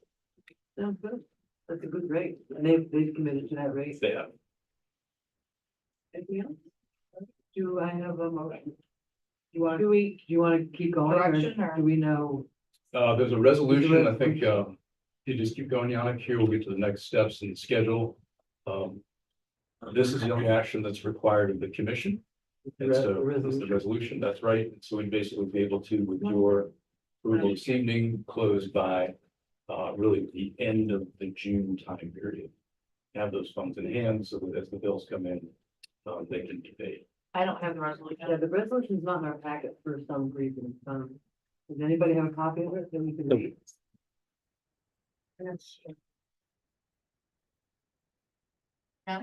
Resolution? You don't have, it's not part of the packet? It's not a packet. Right. That's weird. I could pull it up and share my screen if you want. Just That would be helpful. give me a minute. That's very weird. Or I can read it to you. No, that we're fine, we're good. If we're gonna read, everybody's gonna read, I'm reading. It's just. Okay. No, it's the added acronym. Oh, the added. I did have my Fine, hand we're up good, for we're a good. question. Thank you, Mr. McCoy, we're fine, thank you. Okay. so we- No, I did have my hand up for a question, Madam Mayor. Okay, sorry. I do have the resolution though. Okay, you can go ahead and share, Mr. McCoy. Okay, thank you. I was just curious, I'm not a finance person by any means, but I'm curious if we are able to borrow at a lower rate and reinvest at a higher, why would the bank not be doing exactly that themselves? It's a good question, Commissioner McVoy. That's just the way that the interest rates are right now. So we're in an environment where we have what's called an inverted yield curve. Overly fancy term that basically means that very short-term rates are higher than longer-term rates. It's been that way for about 2 years, plus or minus. The Federal Reserve started raising rates. The way they do it is they raise the very short-term rates. You may have seen in your savings city funds where you're earning a whole lot more interest on the cash you have in the bank. Versus longer term rates, because the expectation is at some point in the future, they'll go back down. And so the technical concept is an inverted yield curve, whereby the very, very short term rates are actually higher than the longer term rates. Okay, great. And I'm looking at quickly the resolution, which seems to follow our conversations and. 31 pages, so I don't know how fast you want me to scroll. And the resolution, There's a resolution and there's the backup to the entire loan agreement, which obviously we're not gonna sit and read 31 pages of loan agreement, Oh, but. the resolution's only 2. I'm sorry, Madam Mayor. Thank you, thank you. So one thing, in the language of the resolution pretty much states that the, aggregate principal amount of the 2024 note shall not be in excess of 15 million. The interest rate of the note shall not exceed 4.75. The cost. Wait a minute, you said 4.14 million. yeah, good question. So. Go ahead, Madam Mayor. Have they guaranteed 4.1? Okay, so we'll change that. It's set up purposely to be a not to exceed because we didn't know the rate until the Right, starting. sure. But the rate is definitively 4.12%. 4.1. The cost of the issuance associated with issuing the 2024 note shall not be greater than $100,000. That's still what you're looking for? Okay. The final maturity of the 2024 note shall not be later than June 1st, 2028. So good. And E, the 2024 note shall be redeemable at the option of the city at any time without penalty, commencing no later than May 15th, 2026, subject to certain conditions set forth in the loan agreement attached herein. Now, I would add, if this is the place to add it, that any proceeds of the loan not needed for this particular event shall be repaid back into the loan. Can we add that somewhere? You certainly can. Okay, so as amended. Yes, Are we being clear then? I'm not sure it's covered in the language, but I think the sense that I got from what I heard was we're clear that we want this to be specifically just for force main. That's what we just said, yep. And any money this will be paid back to that loan. Okay, as amended, do I have a motion? Hang on, I have a quick question. Okay, oh, sorry. So year 4, let's fast forward. We still haven't settled and we haven't gotten paid. Then what? We keep paying. Then No, we'll, that's a 4-year loan I agreement. know, well, no, it's for the interest. so at that point, we'll have a couple different options. We could roll the note for a longer time period. We could permanently finance the note, meaning take it from a short-term note into a longer-term note. If you haven't been paid back within 4 years, you'll know much more from your attorneys and litigation process what prospects are and kind of what the timing is and things of that variety. But in essence, your options at that point would be to roll it for a couple more years if really the discussions are still ongoing. Maybe you roll it for 2 or 3 more years. Or if somehow you're just really not you're not going to get the funds from some outside party, then you'd have to permanently finance it. Because at that point, you'd be bearing the cost of the project, which I don't think is anyone's expectation or goal right now. And the total interest in 4 years is $2.3 million. That's correct. Elizabeth, Quite a bit. that we're gonna try to get back from AT&T. Everything, yeah. We're trying to get That's just exuberant, 2.3, I mean, 4.14 sounds so pretty until you look at 2.3 on 15 million. That doesn't look pretty. Yes, plus legal costs. And his fee. Yes. Not that I don't want you to get paid, I do, but I'm just saying, it doesn't come out of our, it doesn't have to come out of our taxpayers' dollars. Okay, Ms. May, do you have another? I just want to confirm, so all of everything is good for 4 years. Correct. And then everything would have to. It's like a balloon payment, we'd have to pay it. That's exactly right. Right. That's, yeah, so at the end of 4 years, all the principal comes due, so 15 million comes due at the end of 4 years. Right. And you could renegotiate it, we can refinance it, as well as various things, but it is fixed and known for that full 4-year time period. Okay, we know that is like a 12. And if it's partially settled, we can pay that part, because there's gonna be, there's AT&T, there's the guy that drew the plans, there's the guy that. Right, so every time we get paid back, that goes towards the loan. Motion to approve resolution. I still have my hand up. Oh, Mr. McBoy? That's you. Yeah, thank you. And apologize for, well, I don't apologize, but this is a pretty, Please state your question. it'd be nicer if I wasn't interrupted, but I'm just saying approving a 15 million loan is quite a bit, so it's okay for us to ask questions, make sure we understand it. Two questions on the 4-year. Do we have any input from our attorneys as to, is 4 years so I got two questions, but is 4 years, is that leave us plenty of spare to make sure that we in fact will get paid, given that we have no penalty for early prepayment? That would sound like there might be some incentive to make the loan for longer than you think you might need, the same argument that go higher than the amount because you can repay. That's question one, is do we have any information from anybody, our attorneys or anybody else, as is 4 years, is that short? Is that reasonable? And then the second question that's related is, suppose that we're still in litigation and we're coming up on that 4 years. It will be a matter of public record that at that point, assuming that interest rates have likely gone up, will that put us legally at a disadvantage in our litigation, that they will know that if they stall out a little bit longer, we're going to be stuck with a higher interest rate to get our money back and might be more willing to settle for some lower amount? That's a question probably more for our attorneys than for Mr. Davenport, but I'm open to input from anybody. Objection calls for speculation. I think 4 years from now, to call you and make sure that we're good. I don't think there is any way to really judge how long it will take to get the money back. And I think, as we've discussed here tonight, that we would be looking to recover all the costs, including the cost to refinance, if you have to do that. So I would anticipate you would roll those additional costs into what you're seeking to recover. Yeah, we want, we would like to come out clean if we possibly could. Okay, so motion? Yes. But, yeah, do I have a second? I'll second. All in favor? Aye. Aye. Any opposed? All right, motion passes unanimously. But Mr. McCoy, are you a yay or a nay? I guess I'm a yay. Okay, thank you. Enthusiastically. Yeah, really. Okay, thank you so much. Have a Yeah, safe- how come every time we see you, it costs us money? What is it? Thanks. Yes, that's funny. That's not the case. Okay, now. Thank you, Kyle. Thank you very much. Good to see you. Thank you for your advice. I'm glad there are people in the world that do what we do. Because it was such amazing. Okay.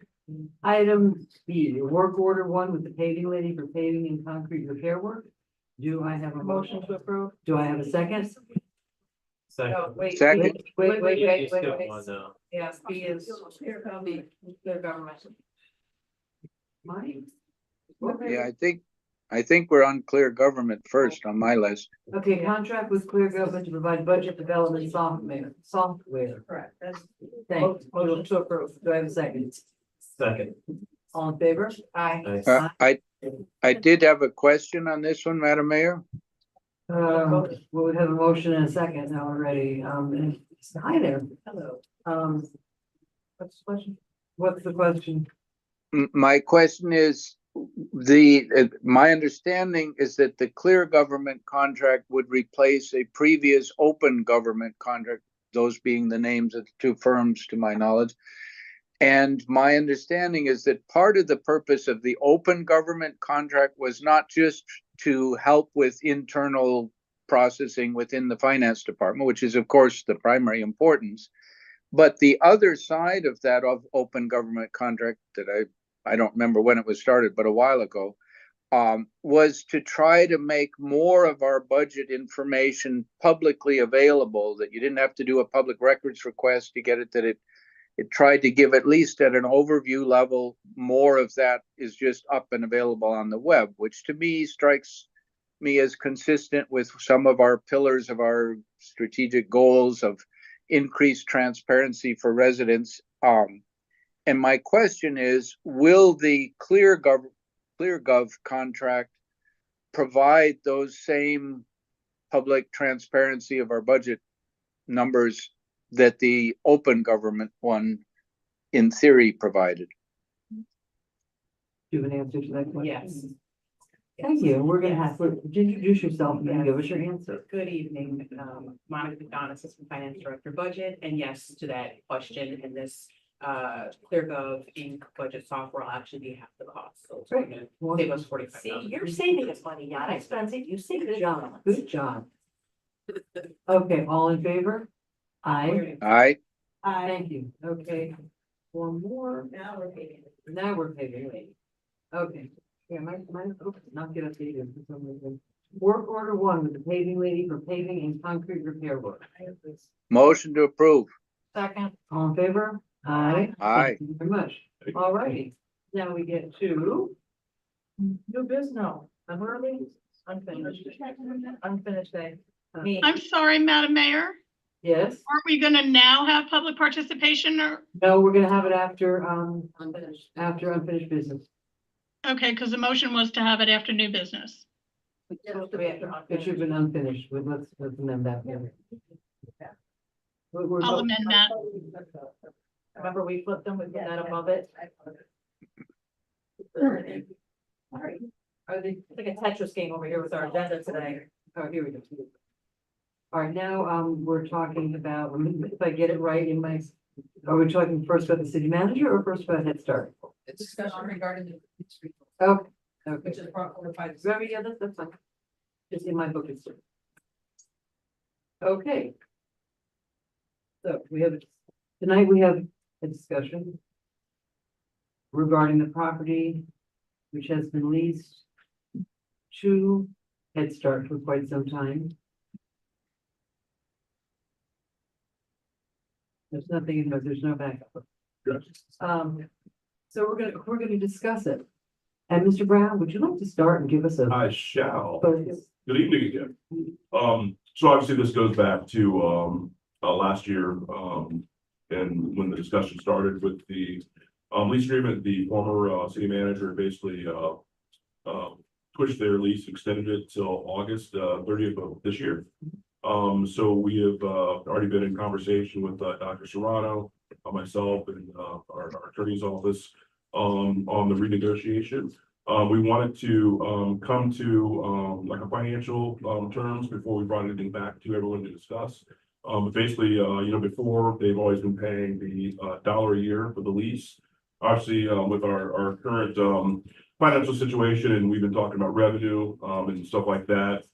We went back and forth and came up with basically a cost that was amenable to both sides before I can bring it back to you.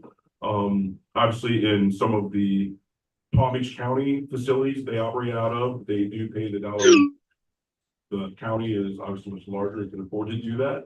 But in cities kind of like Pahokee, they're charging, they're paying basically $2,000 a month in those locations. That's what we came to an agreement on. So for the first year, it'd be $2,000 a month. Year two would basically go up $100 each year, $2,100 the next year, $2,200 the next year. So we basically look at a 5-year lease, give or take.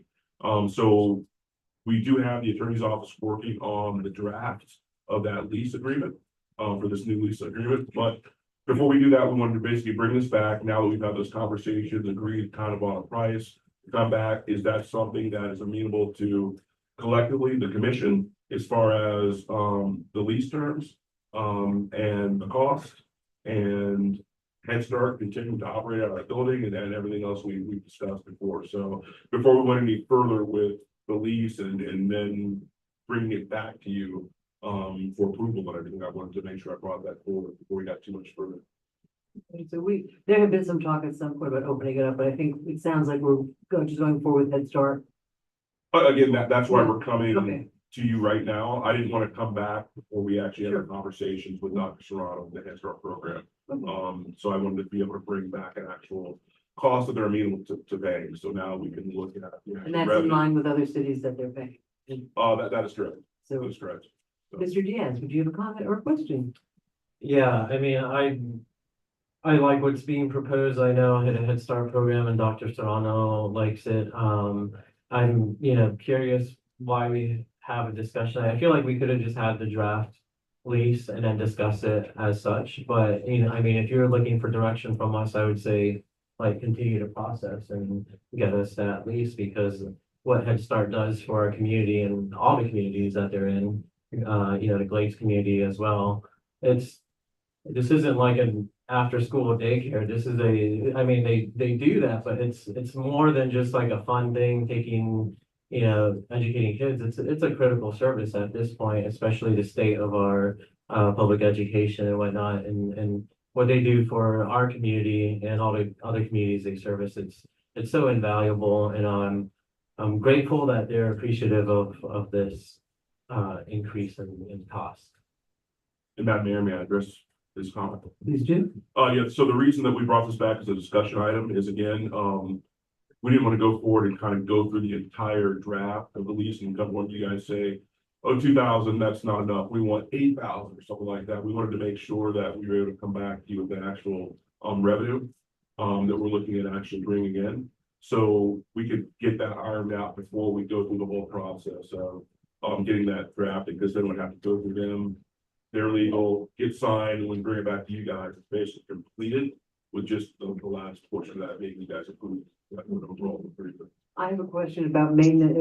Looking over some of the leases that the city has, some of them are a little vague about maintenance and who's responsible for what and all that. I would like to see in the lease pretty specific requirements about who pays for, do they pay their electric, everything, Yep. and maintenance of the building.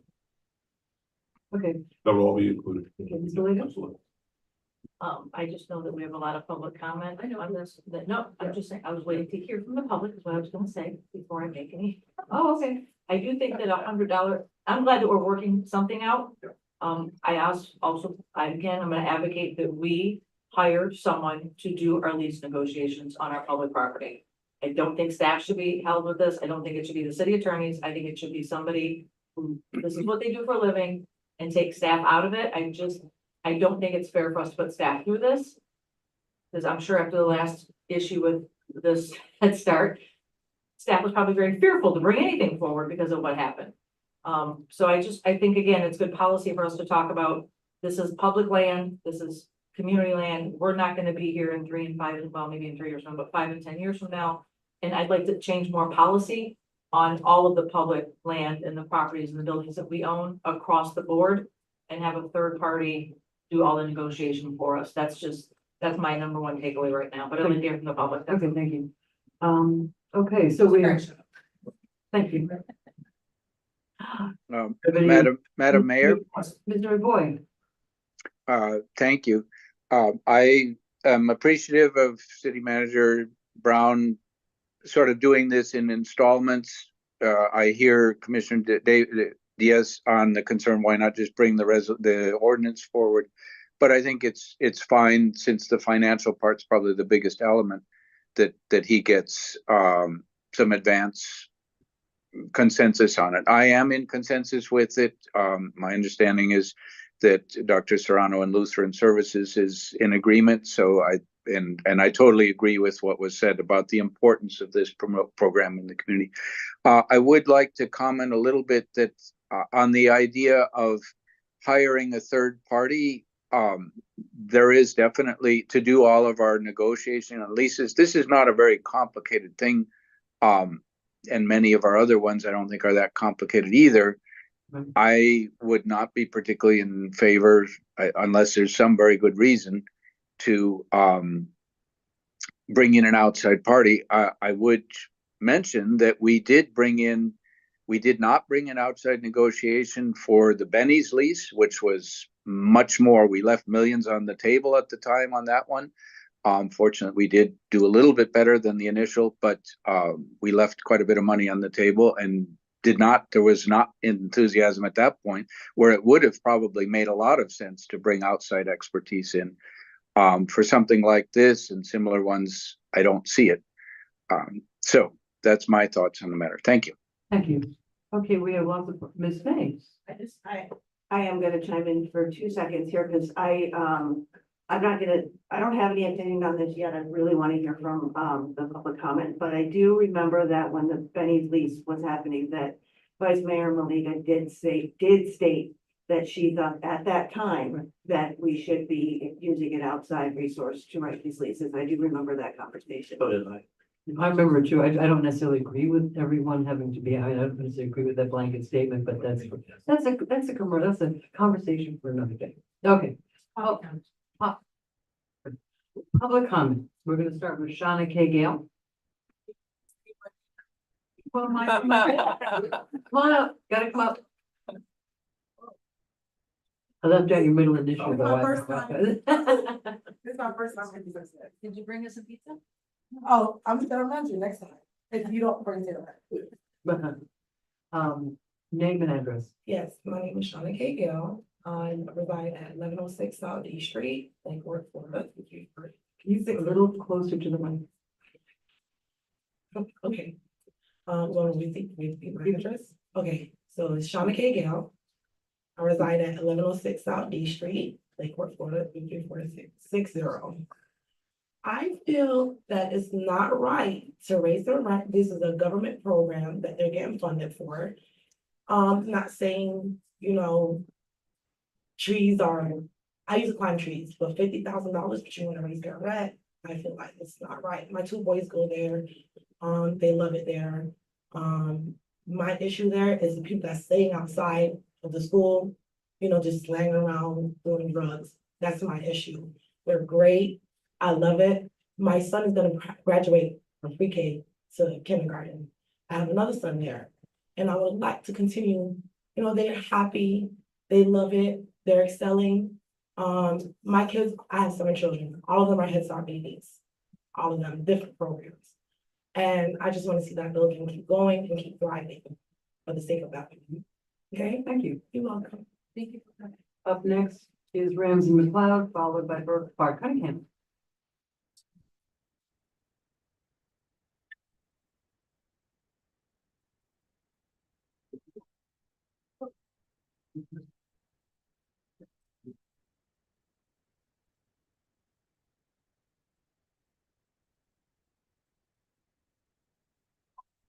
Ramsey McLeod, 24 South C Street. I am under the impression that item is on the agenda for discussion and not to agree to a rental or lease contract is because Lutheran Services is not showing itself to be a cooperating entity to occupy part of the Osborne Community Center.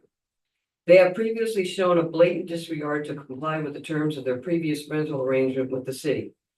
When the city rightly advised them that they had allowed the agreement to lapse and therefore were advised they needed to locate another place to provide their Head Start services, Lutheran Services did not step up and try to negotiate a new lease.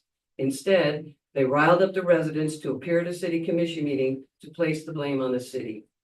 They are financially solvent enough to pay market rate rent to provide services to children via a fully funded federal program. Again, that is not dollars coming out of their pocket, it's fully federally funded. I am certain this is not the only program that they oversee in a location that is not specifically on their grounds in Belle Glade. They have enjoyed the luxury of only having to pay $1 a month in rent for years now. This is just another Benny's situation, and I'm tired of such parties playing the drama queen instead of negotiating in good faith for an equitable solution. They know that renovations need to take place in the space they currently occupy, but they have done little to cooperate with the city to facilitate this work being done.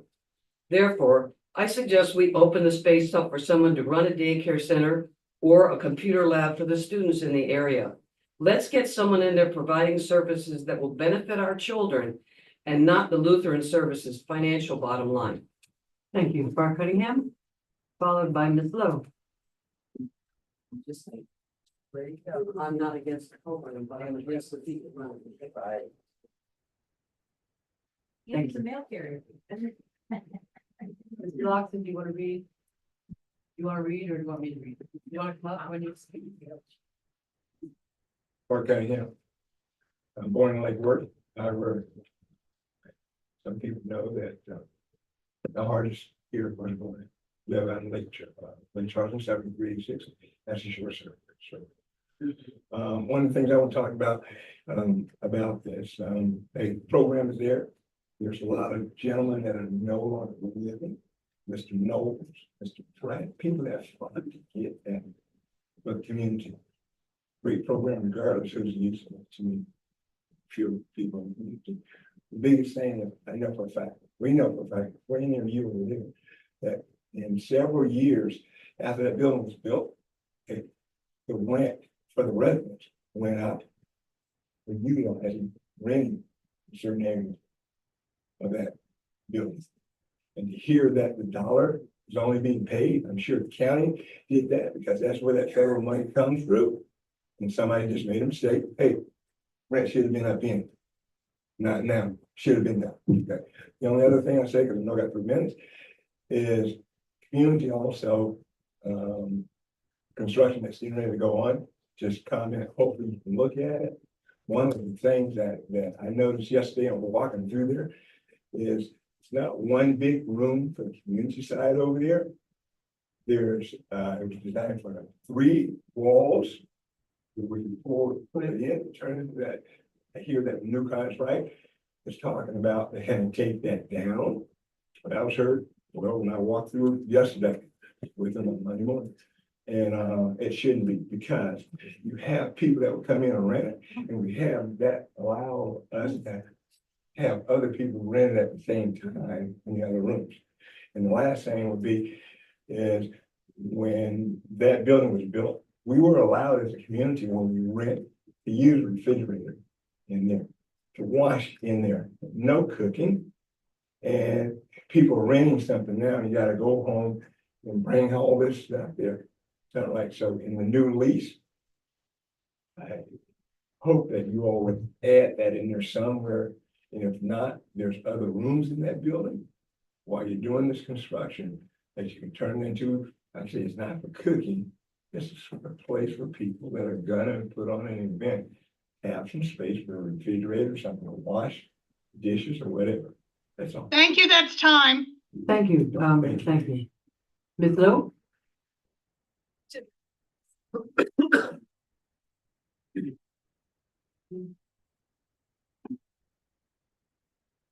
Good evening.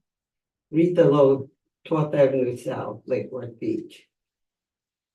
I'm here to echo some of the things that Ramsey has said. We're here tonight to discuss about the lease. We're not saying we're running anybody away, but I've been on that corner where I live 50 years.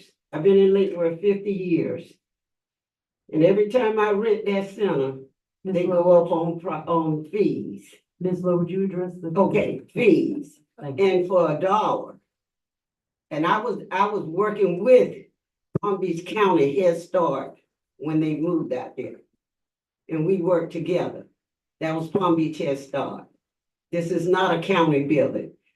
Since I've been in Lake Worth, and I've been on the dais, Lake Worth, to me, we have been a welfare city. It's time for people to pay for our buildings. And that's what I'm here to say.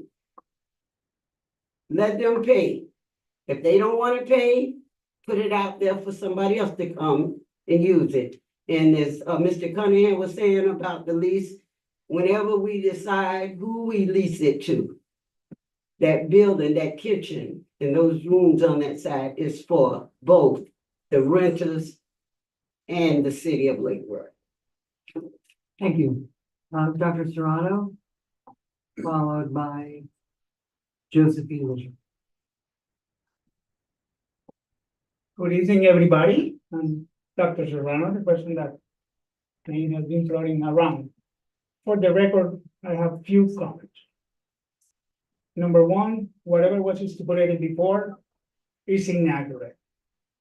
I will entertain any dialogue, any communication for me to show the real facts. Number two, 90% of our building pay $1. Why?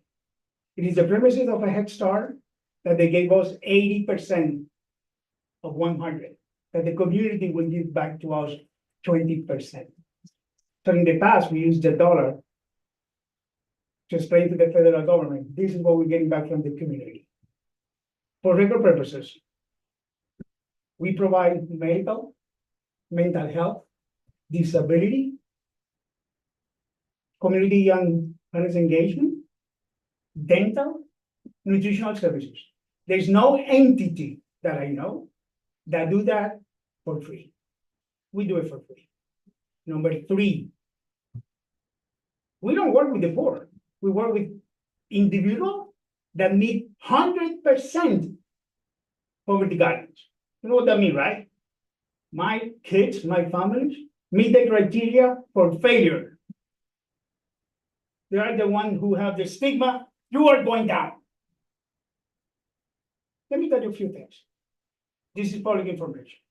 The kid from Lakewood have a score over 60% of the national norm in the class score.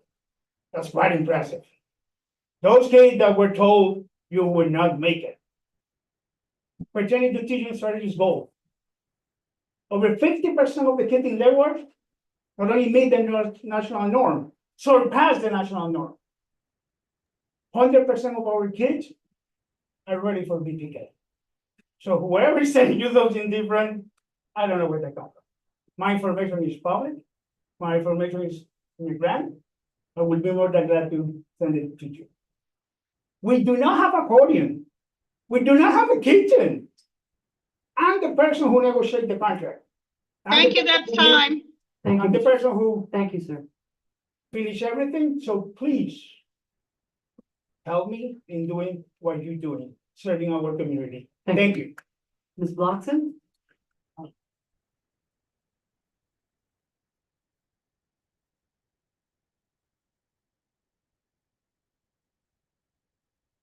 Carla Bloxon, 1802 Pierce Drive. Before I worked for the federal government, I actually worked for Head Start for several years. And our lease was negotiated through the federal government. So they are backed by the federal government. Those are federal dollars. And I know for a fact that they do an awesome job. That is not the issue here. The issue that we have is that Lake Worth can no longer afford to be the city that says, give me your everything and I will shoulder that burden. We get $1 million from the electric fund to pay for city services every year because we have a shortfall. That is why we are here. We're having the discussion to say, pay for the service you receive. I'm not asking them to pay any more than they pay to other municipalities. The people who give them $1 lease are probably the county who have more money than us. We cannot afford it.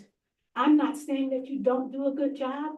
I'm just saying that pay Lake Worth their fair rate. That's all we're asking. And the people who do pay dollars for renting the kitchen, they need to pay for renting the service, the building on the side. They do need the kitchen. When we have an event, we have to use the water from the bathroom to make coffee. We have to use the water in the bathroom to wash the dishes. And by the way, the walls of that building, if I plug in an outlet in one wall, it blows all the fuses on every other wall.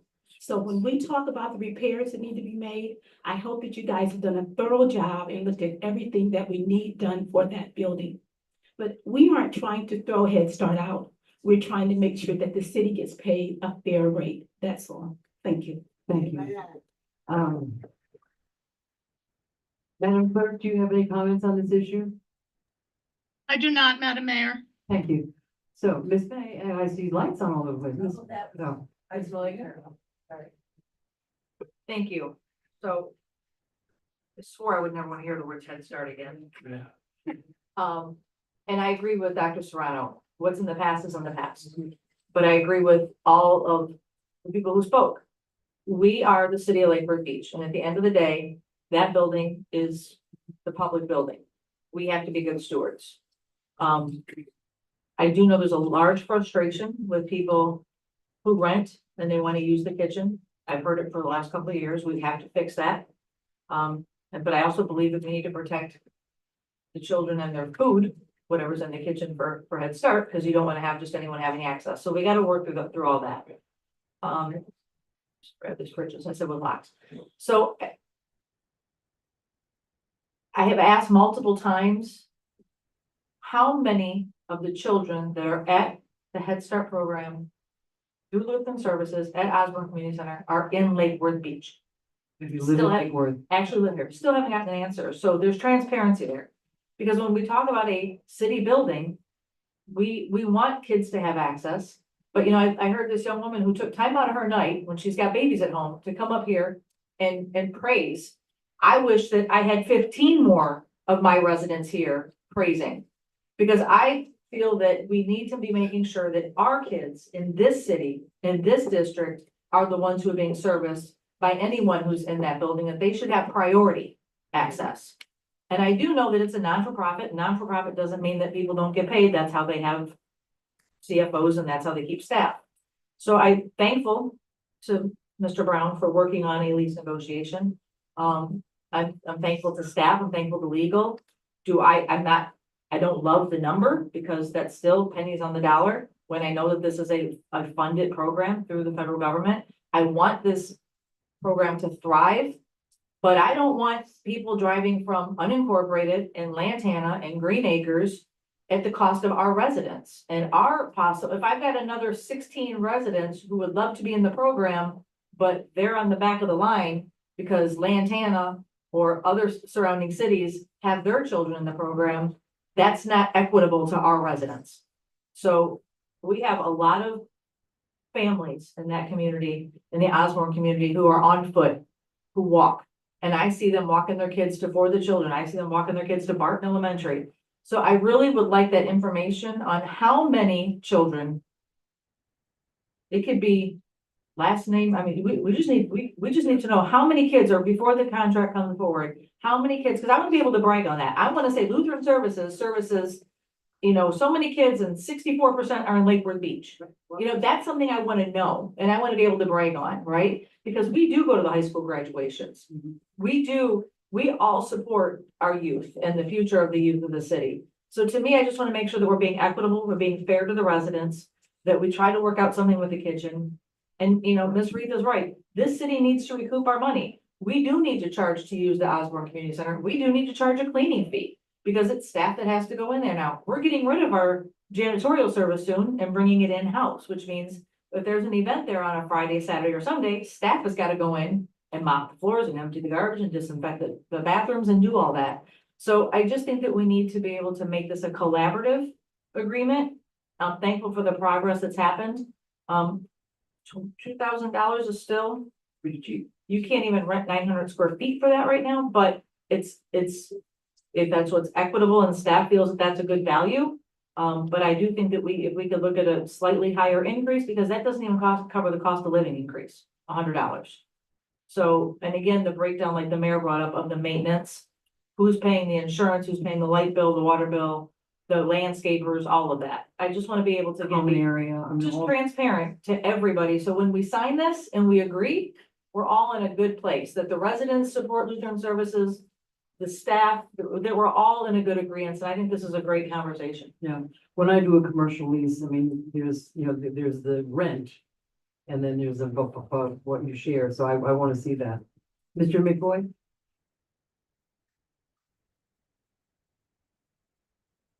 Yes, thank you. I just wanted to make sure that we're clear, and maybe we need to ask Dr. Serrano. I know that he ran over his time limit, but my understanding, based on what I personally heard and also what Commissioner Diaz mentioned, that I believe Lutheran Services is very much in agreement with the proposed increase in the rent. I just want to make sure that we're aware of that.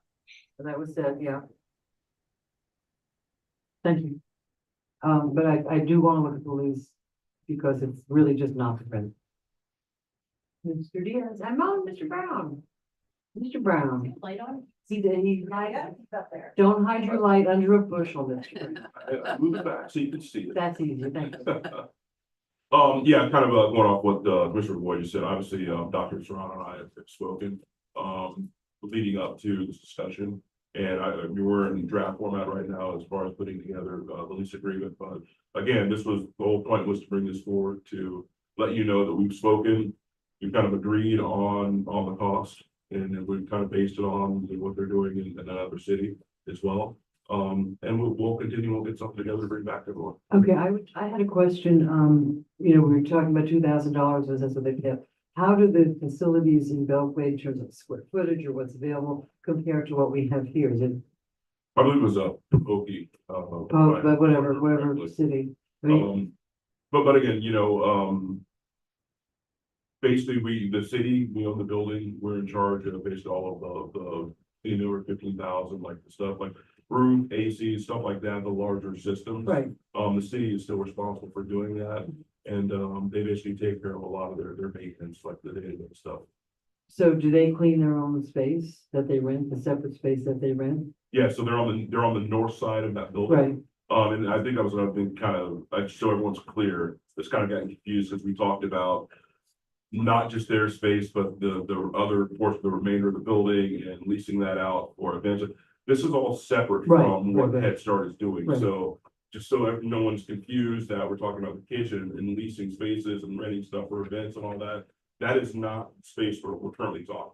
No, but the kitchen is very much part of their lease. well, we need to figure it out. So that has to be dealt with because the community cannot use that kitchen. Right, that's, Correct, but again, that is a separate from what we're talking, that's a separate area of the building though, as far as the renting of the space. well, the kids, my understanding is the Head Start gets the kitchen. It is on there, yeah, Right, correct. but That we is- need, we have a need for our people to be able to have places to, Yeah. so whether, we're gonna figure that one out, whether we have to add a sink and a refrigerator someplace, or we build something. But again, who's gonna pay for that? Yeah, well, that's part of the lease. Correct. Okay, Mr. Diaz?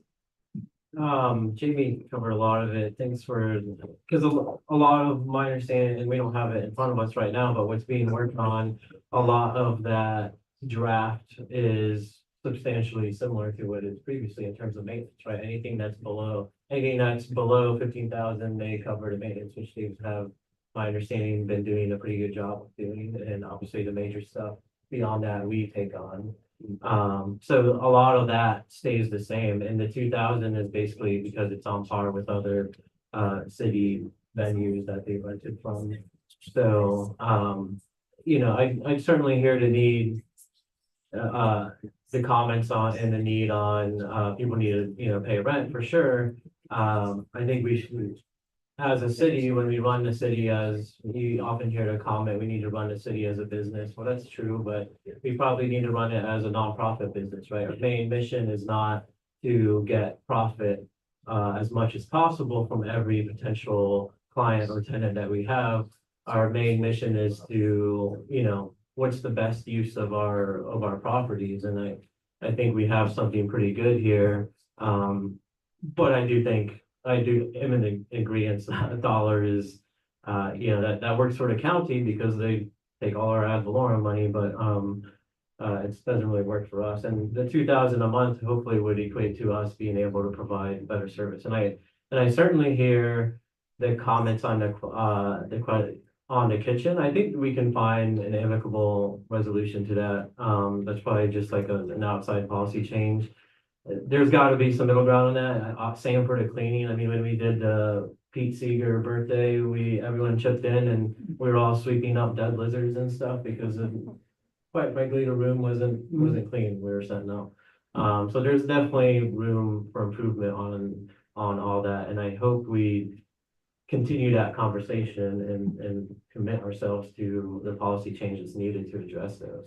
Yeah, I'm a little disturbed by the fact that Ms. Malega has asked for because I also agree that we want to focus it for the children of our city to have, that's who we are trying to serve. And I'm a little disturbed by the fact that you've been asking for that confirmation and you're not getting it. How long have you been asking for it? I asked the staff. Okay, I'd like to see. And the last time I was told they were waiting on it, just like. Okay, well, I don't want to wait anymore for stuff. This has been months and months and months. And I think we need to know, before I'll sign a lease, what are the addresses of those kids that come here?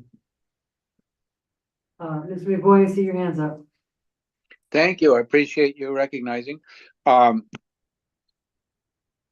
think it's important, and I happen to have developed some knowledge in this area from association with the Escuelita Maya that is also housed in another building, in this case, a school district building. Two things that I've learned and that are relevant to thinking about the kitchen and to the whole lease process. I think we're all in agreement that the Head Start program provides, through Leisure and Service, provides a very good and much more than just taking care of the kids, it's also educating the kids. But something that comes with that is that they feed the kids at least once a day and probably several times a day, depending on what program, whether it's summer camp or during the year.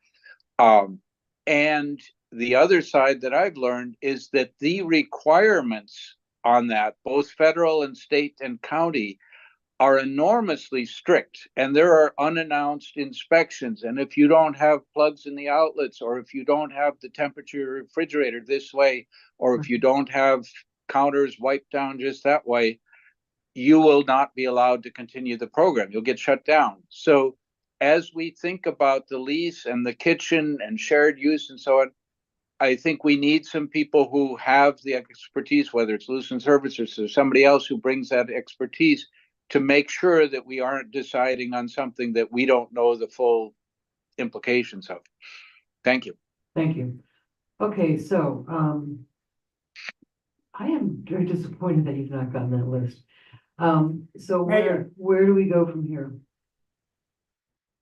Thank you. I will continue to work with, Dr. Serrano and, I approached the podium one more time. No, so you've had your sim. So are we, is everyone good with a base rate of $2,000 a month? Consensus for that? Okay, Mr. McRoy, you seem to, okay with that?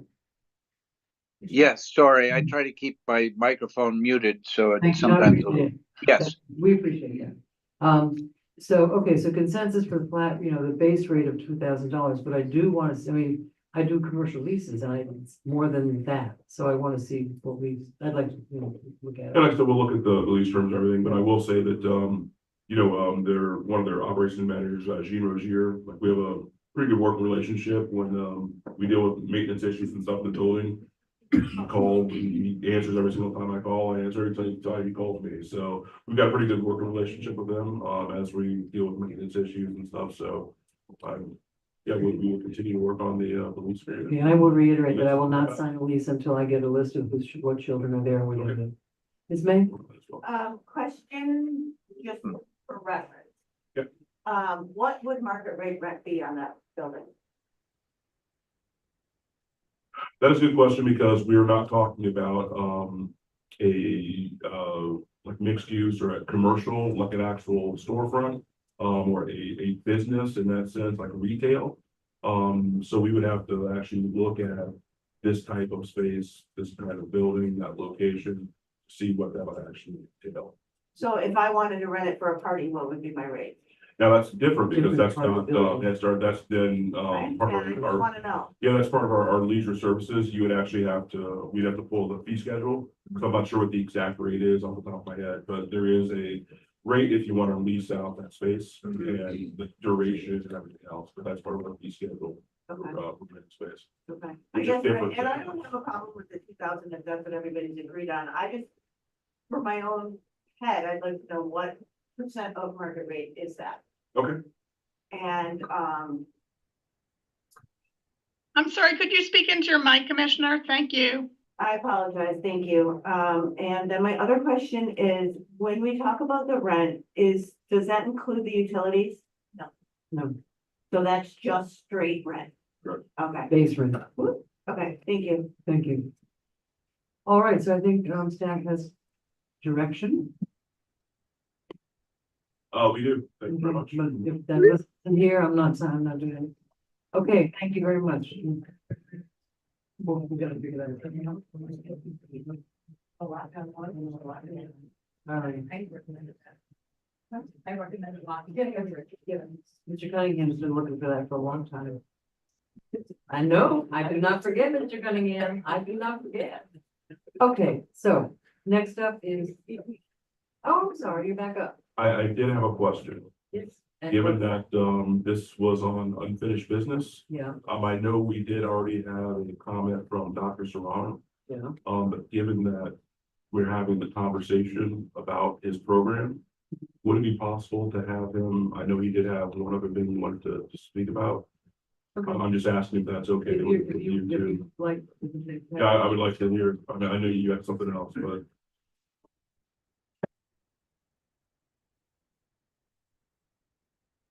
Vice Mayor, I personally submit that list. I'm sorry, I could not understand. The demographics Yeah, that she's requesting, yeah, who did you? I give it to? personally submitted to the former city manager. It was probably either, our former city manager or possibly Lauren Bennett, but we can go back and look. And I didn't know that you want that again. It would Yeah. take me hours just to do the demographic, and provide it to Well, we you. want the addresses. We want the for children. addresses because a lot I of don't people. have any problem with that. Okay, Not yeah, at thank all. you. So that's what I'm saying. It was asked multiple times and we never got it. Not to me, Okay. not to me. You ask me, I will supply. So what we'll do, that might have gone to the previous city manager or the Right. previous leader service director, so Dr. Thank you. Shawn, if you just email it to me, Absolutely. and I'll Yeah. push it out to all of you. And the kitchen is confusing to me because we don't have a kitchen. Yeah, you do. It's the kitchen in the middle. Are you calling the kitchen the food preparation area? Yes, I'm so sorry. that's the kitchen. Okay, we don't use kitchen because that's not the legal terminology. Yeah. Now I got it. Okay, Thank you. I anytime. appreciate it. Thank Sir. you, Thank you, Dr. Serrano. thank you. We'll look forward to that, look to that. Okay, moving right along. It's an A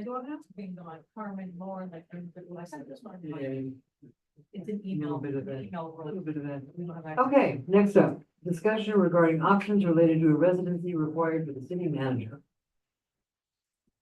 Hello again. Hi there. So back on, the May 21st, commission meeting, there was discussion regarding our code of ordinances and how it relates to the city manager's, living requirement.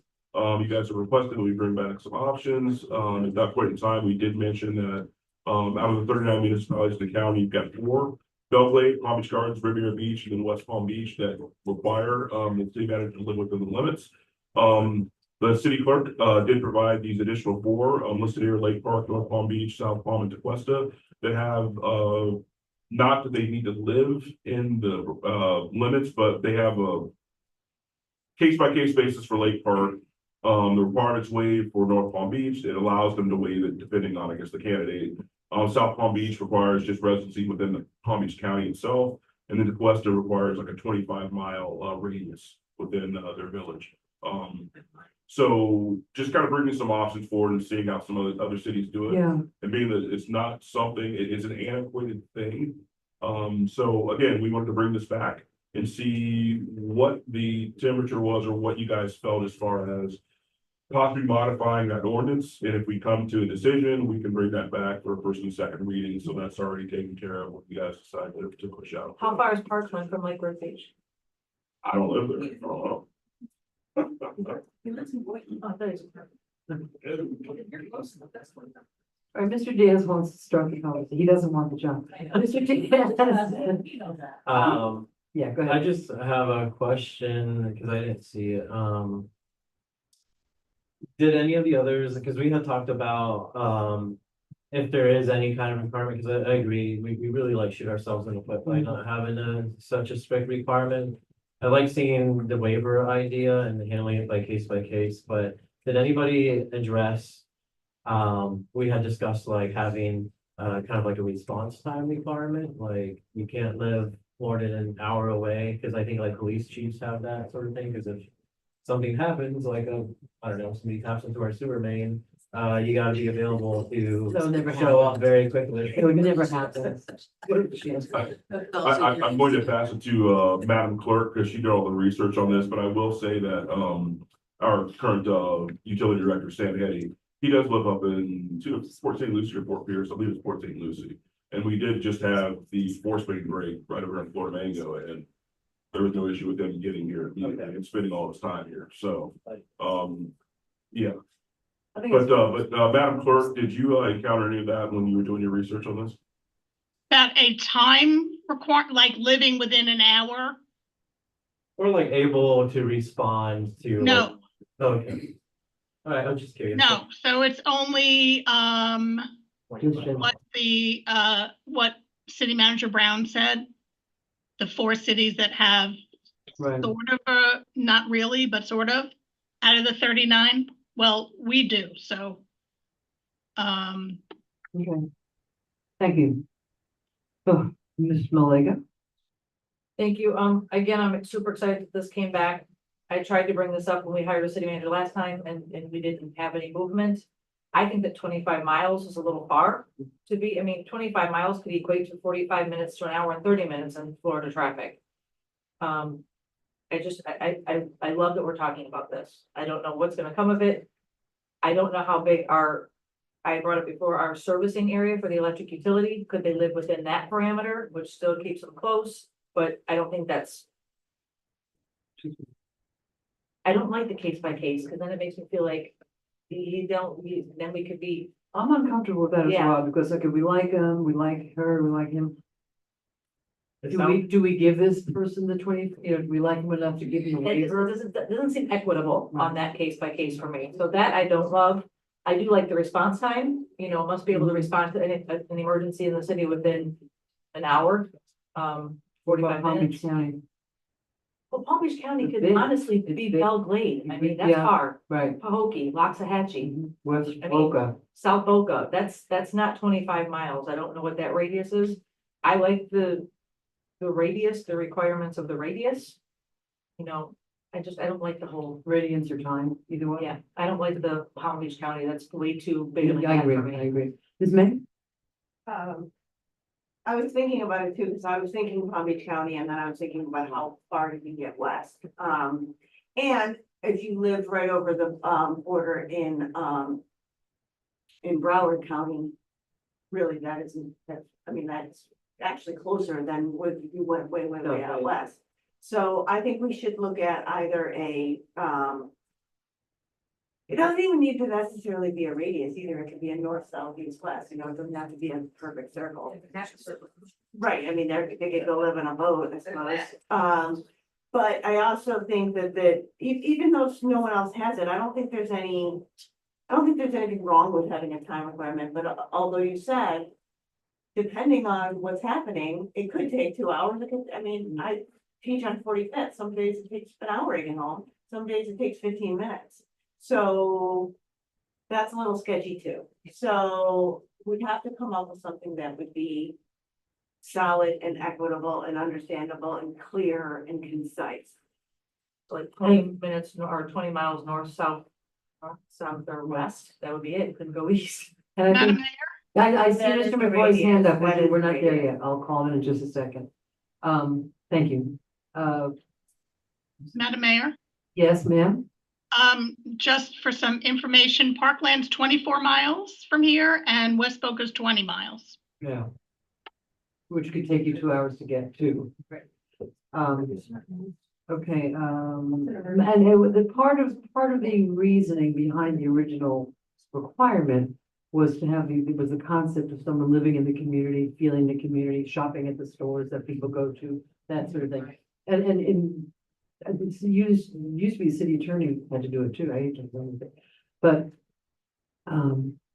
so it is, yeah, we want to have some kind of a limit, but we want to get rid of the living in the city. That just doesn't work anymore.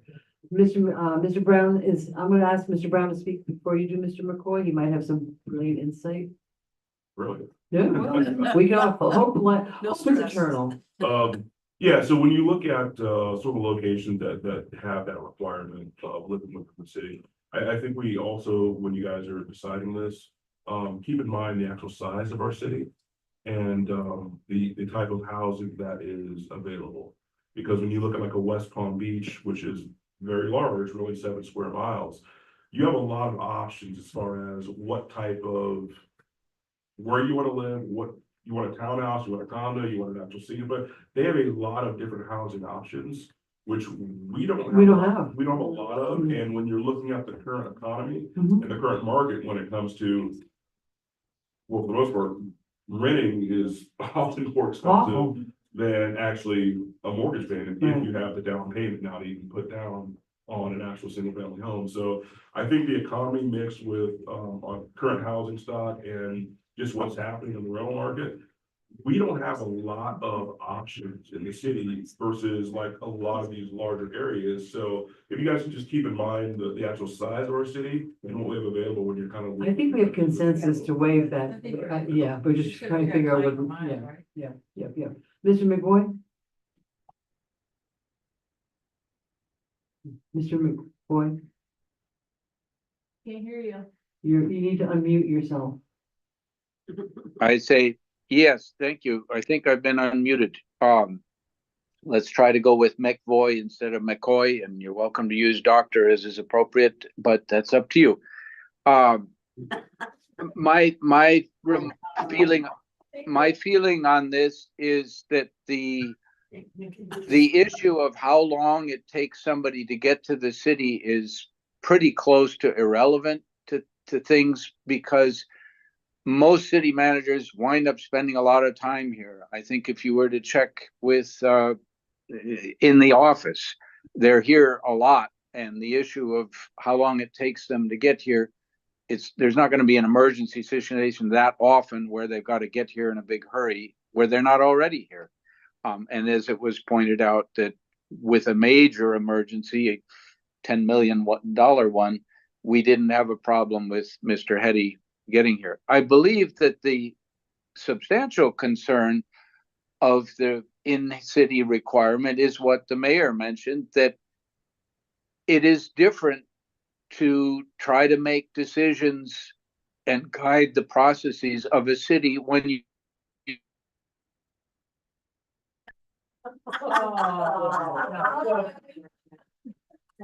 I did not do anything, just.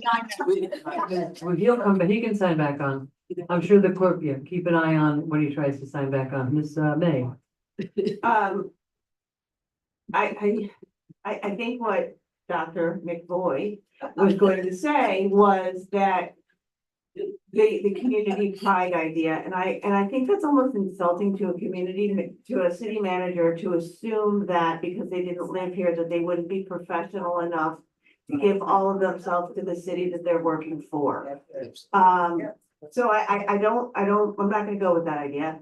I also think that with the economy right now, nobody's gonna sell their house in Boca to move here and buy a house. Because even if you can sell your house in Boca, then you have to, it doesn't make any sense right now in today's day and age. And you know what?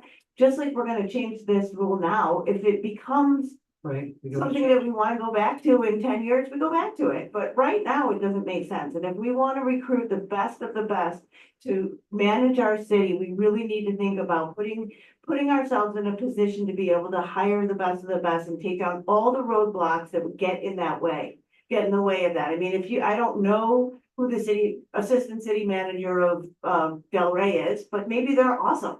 And maybe they're ready to be a city manager, and they aren't even gonna apply because they're not gonna sell their house in Del Rey to move to Lake Worth Beach. So I really think that we need to just move past the nostalgic small town idea that somebody won't care if they don't live here. I think we're doing that. Well, we're all not. So I just think we need to do that, and then we do need to come up with some concrete ideas on where we go from there. Thank you. Thank you, Mr. Diaz. Yeah, that's a solid point. I mean, if you have like a 4.12% mortgage, you're not gonna, you're not gonna give that. Especially. I just want to put out there when you measure the radius right from the center of our main intersection here, the 20 miles south, it puts us basically right on the Broward County line, and then 20 miles west is basically just past Arden on Southern. So it's a pretty substantial thing, and I do like the idea or the concept of the waiver process, because if you do have someone who like maybe lives in the Glades, and I do that drive a lot, it's a far distance, but generally the traffic isn't too bad. I just jinxed it. That's gonna get. Right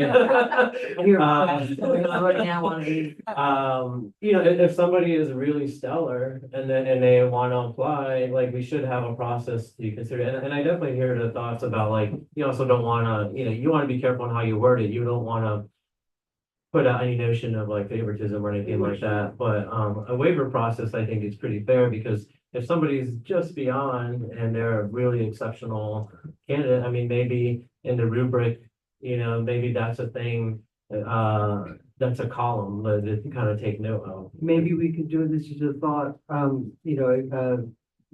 residents within 20 miles is preferred but not required, something like that, just. Residency, I like that. Ms. May? Could it be part of the compensation? What? if you lived within the 20 miles, you had X compensation. If you didn't, it would be X amount less.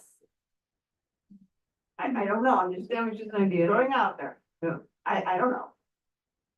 Prefer, I like the idea. I like to prefer but not required. Prefer but not That's- required. But then, but you'd have to still say who would decide that. Well, we would. But then it would have to say that, because everything, it needs to be clear. So preferred, not required. But then we're back to the case by case basis. But it's not a requirement. It can be, when we do it, there's like points when you do interviews, like this gets, experience gets 10 points. That could be a point in their favor or beyond it, or. 20 miles. It does. 20 Yeah. miles, okay, Just okay. get the point taken I like off that. that. Okay, Mr. Brown, So, yes. I was taking a couple notes here. We'll bring this back. Thank you. So would we be looking at basically 20 miles from our northwest city boundary and 20 miles from our southwest city boundary?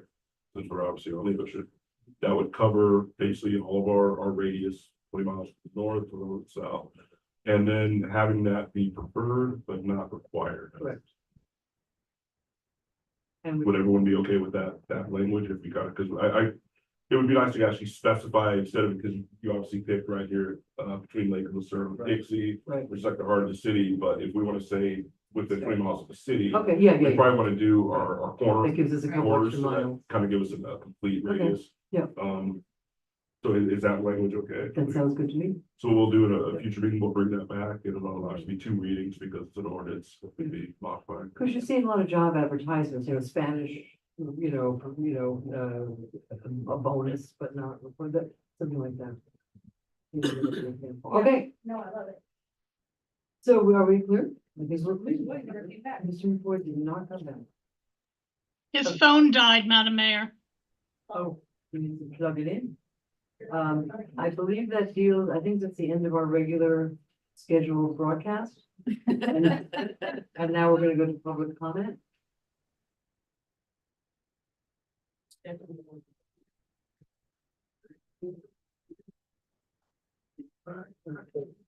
Okay, public comment, you have 3 minutes.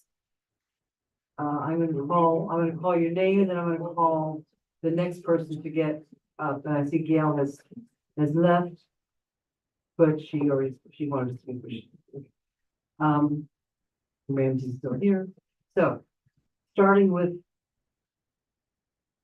Kamal Chowdhury and followed by Ramsey McLeod. Is Kamal still here? Mr. Chowdhury? Nope, okay. Ramsey McLeod. Followed by Jay Marcus. Is she still here?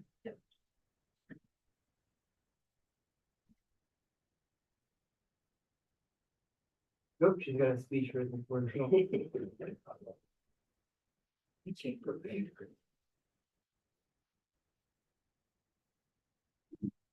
Ramsey McLeod, 24 South C Street. Unfortunately, the last commission meeting was delayed by over 2 hours due to the influx of individuals not living in Lake Worth coming forth to express their opinion or position based on one commissioner's temper tantrum on social media. Not only was the behavior unprofessional and immature, but it was only self-serving for the individual who instigated it. Lake Worth is a small town with plenty of issues to address within our borders without involving itself in world affairs, much less publicly taking a stand on a complex world issue. The actions perpetrated by one individual only raise the awareness of how hard the lines are drawn by those advocating for one side versus the other, which, by taking a stand, will result in the city placing itself and certain residents in a position of vulnerability from attack, which is uncalled for and not necessary. Each of you sitting on the dais were elected by the citizens to reside there.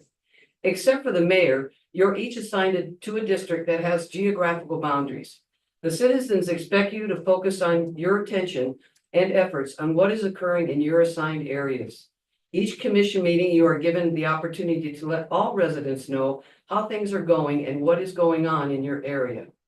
This is the only time residents can learn more about what goes on in your district and support any events going on there. It is not a time for you to pontificate on your individual accomplishments or your personal views on world events, social issues, or the status of jobs in a variety of industries.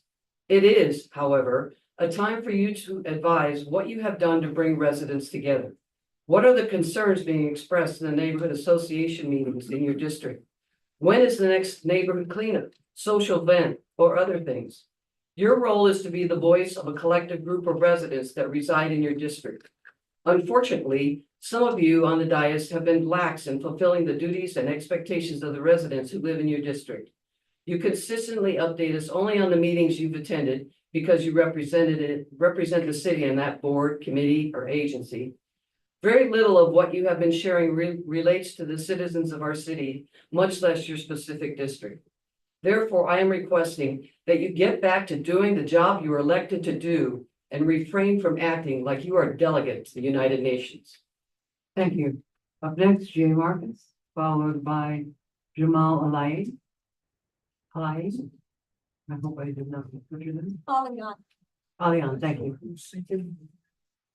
Good evening, Jake Marcus, 1224 16th Avenue North. We have returned to advocate for a Lake Worth Beach ceasefire resolution. I asked my neighbors and community members present to please stand in support of a ceasefire resolution for Gaza. For those who cannot stand, please wave.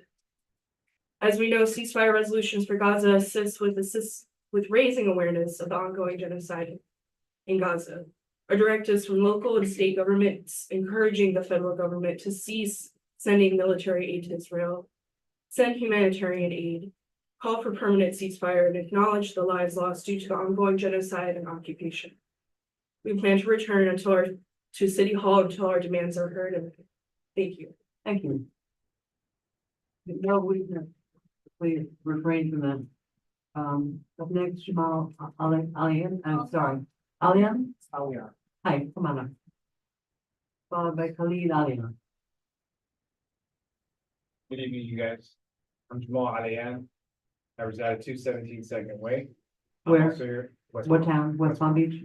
Also here to encourage you guys to push forward a statement on the ceasefire, on what's going on overseas. A couple of things I want to highlight. Recently, the State Department had assembled a panel of human rights experts and humanitarian experts to determine whether or not the state of Israel was in violation of the Leahy Law. Are you guys familiar with the Leahy Law? Yeah, we'll keep going. Correct.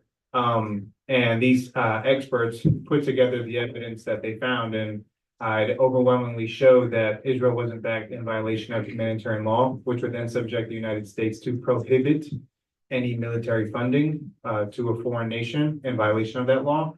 However, when that report was provided to the State Department, many things were redacted and edited to basically save face and cover for the state of Israel. I think it's shameful that our administration has basically compromised their credibility for a genocidal campaign in an apartheid state. In addition, the atrocity propaganda that's been pushed by organizations like Zaka on October 7th with claims of beheaded babies and mass rape have been debunked countless times. If these things were even slightly true, you would have expected for the state of Israel to provide evidence to the public. They haven't. South Africa took the state of Israel to the International Court of Justice on charges of genocide, which is the worst crime you can commit. Never did they provide evidence in regard to those claims that they made. I think it's imperative that we do the bare minimum and call for a ceasefire, but at the end of the day, we should be pushing for Palestinian liberation, free Palestine. Thank you very much. Khalid Alian?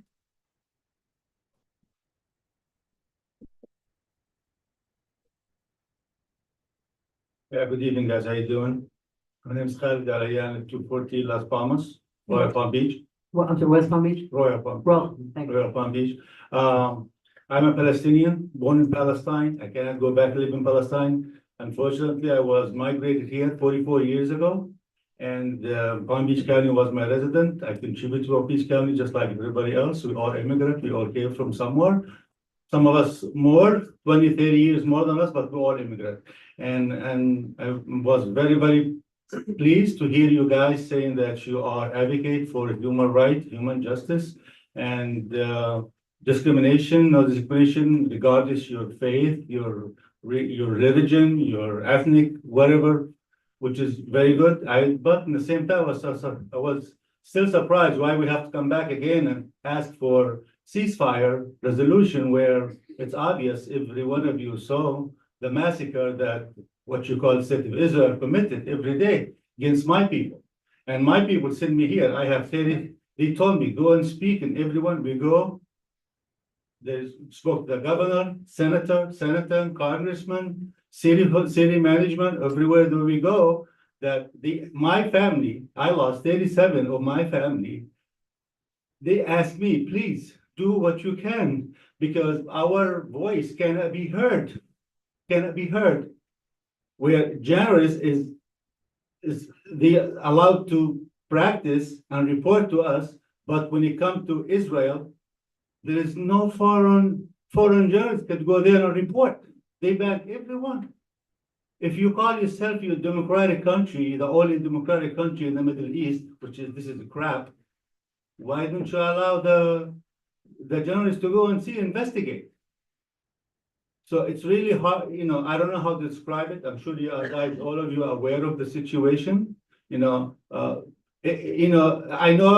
I heard it before that you told me this is the federal government, yes, but everything starts from little. Everything starts from little and it goes up. If you ask for a ceasefire and you tell the county, then the state will tell the federal government. I'm sure there will be a result. Imagine if people they dying just like me and you. The human being. They have wishes, they have life to live, they have things to accomplish, and we just go and slaughter them. This is not a war. This is not a war. A war usually, I don't have to tell you about the English language, okay? A war is between two countries, two armies. Those people is barefooted. They fight with barefooted because they fight for their land. That's why you see them consistent. They want their land back. Thank you, that's time. That's a genocide. Thank you, sir. Thank you. Thank you. Amna, Alyan.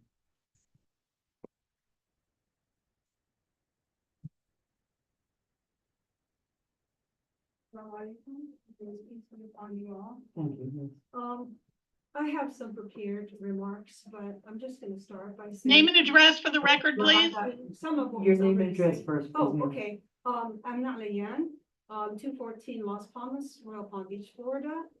That was my husband who just finished. You should know that the Palestinian community is really hurting right now.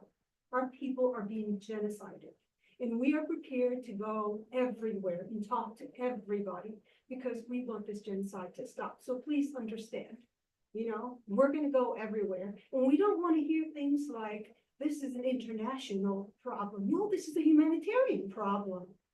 We teach about the Holocaust, so much for what? If we're not going to stop one that is in progress, that has been in progress for the last 8 months. I mean, I can give you the numbers. Every expert has weighed in on this issue, and they have told us again and again, this is a genocide. Denying it is not going to go away. And in retrospect, we're going to look really terrible. Okay, but anyway, so I'm going to start with this quote. Lawrence Wilkerson, he is a former U.S. official. He says, Israelis are inveterate liars. Palestinians know this all too well. Almost everything they say about Palestinians is a lie. They say the most dishonest and dishumanizing things about our people to justify our genocide.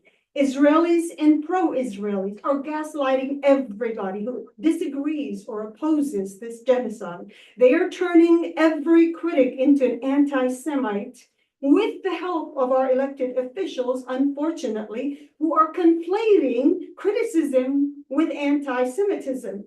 For those who dare to speak up against this genocide, The Israeli lobby is vowing to go after every critic and every activist to backlist them, to get them fired, to block their work opportunities. Imagine the Israeli lobby, a foreign lobby acting in the interest of a foreign country. They get to punish our people, destroy their lives. For what? For criticizing Israel, a foreign country. Again, the Israeli lobby, imagine, gets to punish our people for having a conscience, for calling for an end to this genocide. This is treacherous, and it's a violation of our First Amendment. I'm sure you all heard about the 40 babies, the 40 beheaded babies. That didn't happen. The mass rape, that never happened. The babies burned in the ovens, that never happened. These are all lies that have been debunked, and my son just spoke on that. But it didn't matter for the Israeli government. They ran with these false stories. After all, if you're planning a genocide, you certainly want stories like that to dehumanize your subject and annihilate. Your time is up. And annihilate. Finish your sentence. I just want to, give me 2 more minutes. I can't. Okay.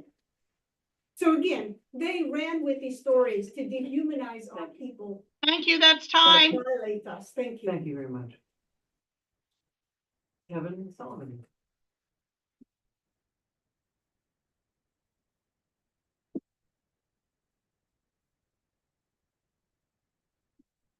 Good evening, Kevin Sullivan, 3131 Southeast Lexington Lakes Drive, Stewart.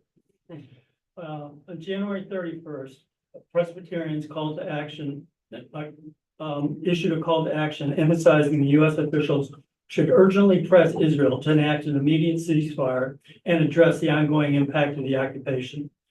In March, the Lutheran World Federation released a statement that included, "It is vital that the ongoing negotiations lead to an agreement that ensures the release of all hostages and a ceasefire to facilitate humanitarian aid." Also in March, bishops of the United Methodist Church stated, "We call for an immediate and permanent ceasefire in the conflict between Hamas and Israel in Gaza." A May 2nd letter issued by U.S. Catholics read in part, "We continue to plead for an immediate and permanent ceasefire in Gaza."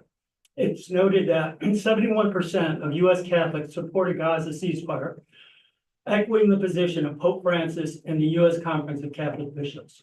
The letter concluded, "We invite any and all Catholics to sign this letter and join us in sharing this message."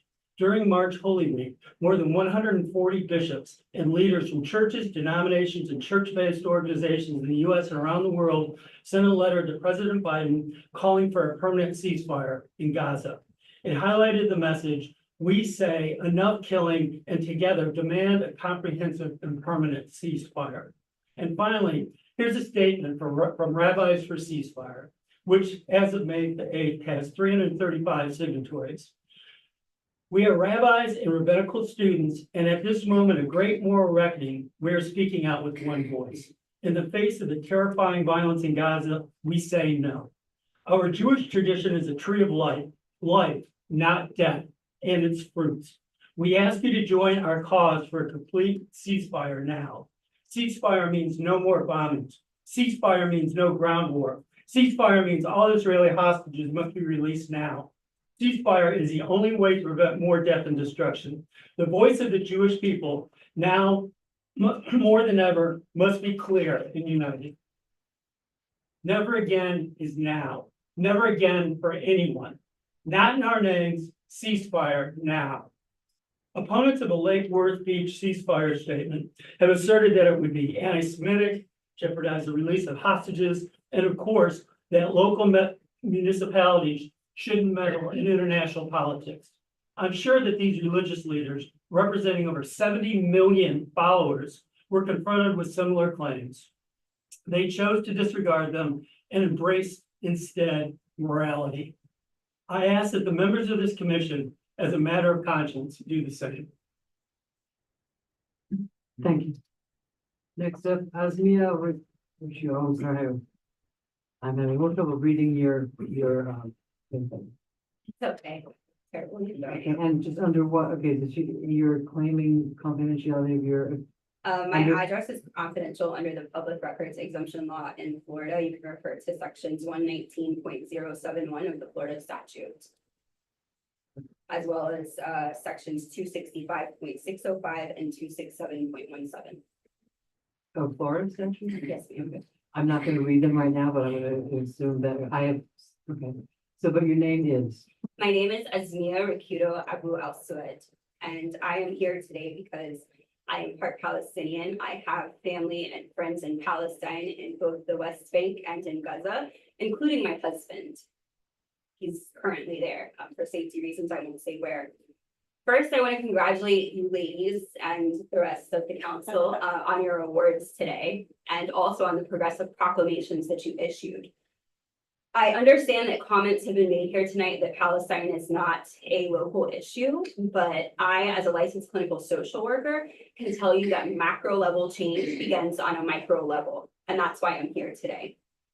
Tonight, you all spoke about gun violence, you spoke about PTSD, and you spoke about LGBTQ rights, all of which have to do with Palestine, because Palestine is an intersectional issue that encompasses environmental justice, gun violence, and LGBTQ rights, feminism, women's rights, any kind of issue, social justice issue that you can imagine, the issue of Palestine speaks to it and encompasses it.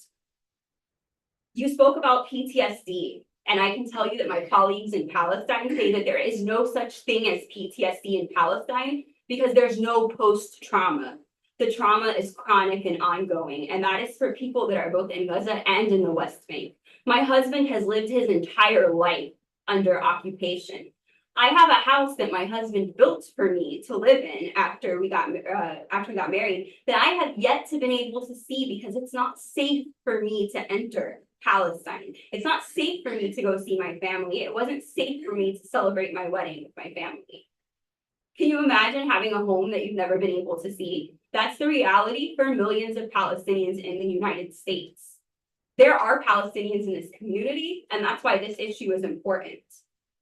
As far as the LGBTQ community, the issue is often pinkwashed, and supporters of Israel use fantasizing about homophobic violence to say that LGBTQ people in Palestine would be thrown off a roof. When meanwhile, the biggest threat to LGBTQ people in Palestine right now is American-made munitions and American-made bombs that are bombing them to death, or that they're being shot with by Israeli snipers. I personally had to see two of my family friends die on social media when I was scrolling, Amir and Mohammed Al-Farah, because they were shot by Israeli snipers when they went back to Khan Yunis to check their home. And then I had to go tell my friend about her family members dying before she saw them murdered on social media the same way that I did. Thank you, that's time. Thank you very much. Mary Michael, Mary Michelle. Michelle? Mary Michelle, you have to start the poll. 15011 North Saxon Circle, Southwest Ranches, Florida.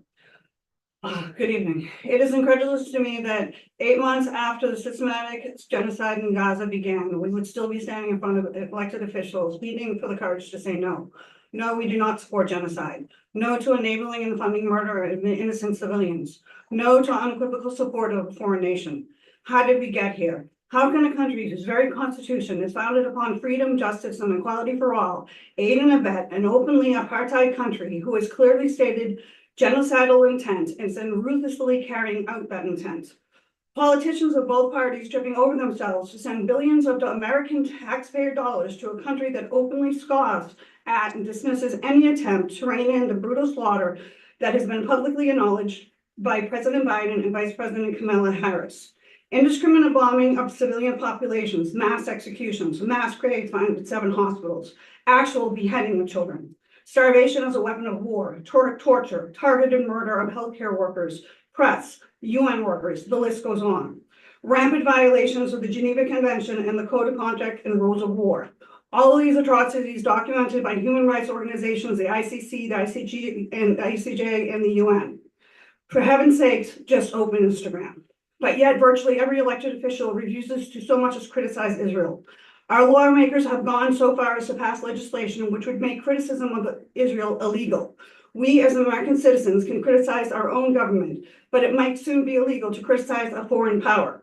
When did pledging allegiance to the United States become synonymous with pledging allegiance to a foreign nation? The basic rights of freedom of speech and assembly, the bedrock of our democracy, is being annihilated by the conflation of Zionism, a political movement, with Judaism, a religion. This is a masterful political manipulation by the Israeli government, who have been infiltrating and influencing our domestic and foreign policy for decades. Pro-Israel lobbies such as AIPAC have been buying off our politicians by contributing to their campaign coffers and whining and dining them with free trips to Israel. In November 2023, the pro-Israel lobby funneled 3.7 million in donations to American politicians just as Congress was voting on aid to sustain Israel's onslaught in Gaza. Among the top recipients, Florida Representative Debbie Wasserman Schultz, who sits on the House Appropriations Committee, received $141,000. That was in November alone. And the 2023-2024 election cycle, Debbie has so far received $406,000 from pro-Israel lobby interests. I would like to remember all the brave men and women who fought for our country, brave citizens who were willing to put their lives on the line to uphold the rights and freedoms guaranteed by our Constitution. And then I look at where we are today. America is being bullied into submission by and allegiance to the demands of a foreign government. It saddens and sickens and disgusts me to think of those lives lost in the defense of freedom, only to be sold for a shekel by weak and corrupt politicians who will put a foreign nation above our own. Thank you, that's time. Thank you. Thank you, ma'am. And last, you wrote Mohammed, yes? Tina. Tina. Okay, thank you. You're, could read your name. How you doing? My name is Mohammed Tina. I'd rather not give my address. Well, you have to, unless you know, unless you have to know. The same statute that I'm going through. Well, I don't know the statute, but I'd rather not. well, you can't just say yes. I mean, there has to be a reason under that I'd statute. rather not have my information out there in public. I think as Palestinians, you have to understand that they have death threats against them. No, but there's very specific I'd rather not go statutory into all the I mean, if specifics, you're a but police officer, if you're a, you know, we'd rather. HR director, code enforcement a officer. very specific statutory. That's fine. Not- Madam Mayor, Madam Mayor, you fine, have you can do it. allowed residents in Lake Worth not to state their Mr. address. Boyd, you're out of order. Go ahead, sir. 84-1 Lake Worth Road. Okay. So I'm not gonna go through everything they went through. I just want to take you back. You know, who we are here as Americans, born and raised here. I was born here, lived here my whole life, and I remember we grew up to love everybody, help everybody. And I remember in 1979 when Adam Walsh got killed, watching on the news, when he got kidnapped, everybody wanted to go to the streets to look for him and help. And he didn't go and help, he felt useless, not helpful. We're in a position right now, when you took position, when you were a child, you wanted to do better. That's why you took these positions, to be able to help the world. You don't want to help fund genocide. You don't want to help genocide to keep going. You have a conscience. I want you just to remember, you have children right now in Gaza, women, children, women giving birth, being rationed with 250 calories a day is what Israel's giving them in food. Could you imagine you up here as women fighting for women's rights, children's rights? We were here talking about upstart for children. You have children that are skeletons that are dying of malnutrition. You have to go to sleep with this. We're here to help you, tell you, please stand up for these people. Remember, these people are dying. Yes, they are in another country, but we in this country, we stand up for the people that can't speak up. We want to stand up for them. We want to call for a ceasefire. Everybody deserves freedom. Everybody deserves freedom. Everybody deserves to have a right to sleep, to eat, to have the right of peace. Israel has come and just destroying and killing everybody. They destroyed their homes. They destroyed their ability to live. And we have to stop it. We have the ability to speak up. And I just want you to remember to go back to when you were a child, why you came here. You wanted to do better. You wanted to help the world better. It's scary. It's scary to go up against Israel, the Zionists, their money, their power. I know it is. but one day you were talking about the groundskeeper at the graveyard. We're all gonna go in that grave. Somebody that's gonna meet us say, what did you do to help stop a genocide? Where were you on that day? So. Thank you very much, sir. Okay, I don't think any of this means that we're unsympathetic, it's just we have a position that we fill. Wait, So, Madam Mayor, I did have one thing. Okay. When is our pre-agenda meeting again? It's got moved around so many times. It's at 1 p.m. on Friday, the 14th, and Madam Mayor, I have 3 public comments. Oh, I forgot that, right, thank you, the 14th, what time? At 1 p.m. 14th. If we could just all think about our, before our pre-agenda meeting, we have a scheduled meeting on July 2nd that I would like to propose that we cancel so staff can have a regular scheduled break during budget season. So if you guys could think about that, that'd be great. All right, do I have a motion to adjourn? Oh, no, I'm sorry, you just said that. Yes, I have 3 comments. The first is from Melissa Salerno, 501 South N Street. Since the last commission meeting on May 21st, the number of those martyred in Israel's unrelenting genocidal attacks on Palestine has surpassed the most recent city of Lake Worth Beach census numbers, over 37,000 that have been reported. Think about that statement, that have been reported. This does not account for those buried under rubble, died while imprisoned in Israeli prisons, or the mass graves that continue to be exposed. This means that since our group has initiated the community calls for a ceasefire resolution, several thousand more innocent Palestinian men, women, and children are now dead. Killed by bombs paid for and signed with hateful messages by political figures from the USA. I am ashamed and appalled. I will not insult the capability of this body with jargon about how you all need to remain focused on local issues, and this issue is too complex for you all to navigate. I will not insult your intelligence or your ability to delegate and divide your attention accordingly.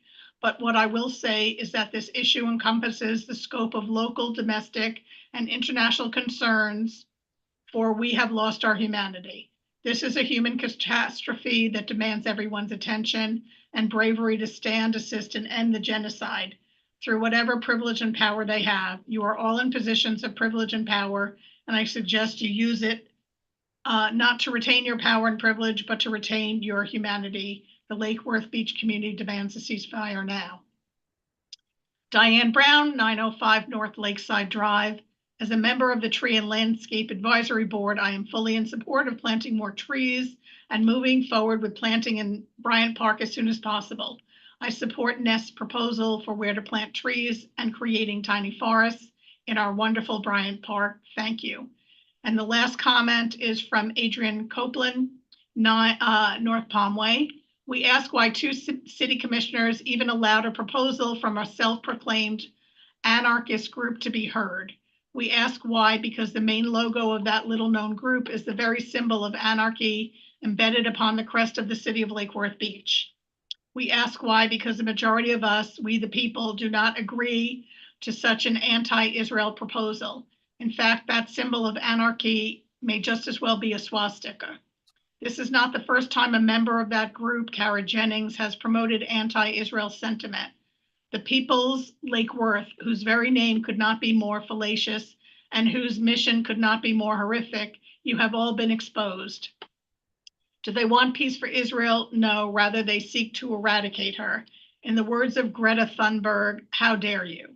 Does that proposal contribute to the betterment of our city and we the people you are supposed to represent? No. Is it a local or city issue? No. Personal ideologies have no business, no space, and no place on the dais. We ask why McVoy continually does just this, last meeting blatantly remarking on national job statistics and Diaz berating the state and Governor DeSantis. You were elected and took oaths to be nonpartisan. So we ask why your personal agendas and those of an anarchist group are being heard here. We demand that any further affiliation recommendation proposal statements or otherwise be disallowed. We demand that these behaviors be eradicated, not Israel. That's the end of the comments, Madam Mayor. Thank you very much. Thank you very much. Do I have a motion? Motion to adjourn. Do we have a second? Second. All in favor? Aye. Aye, thank you very much. Stay here all night.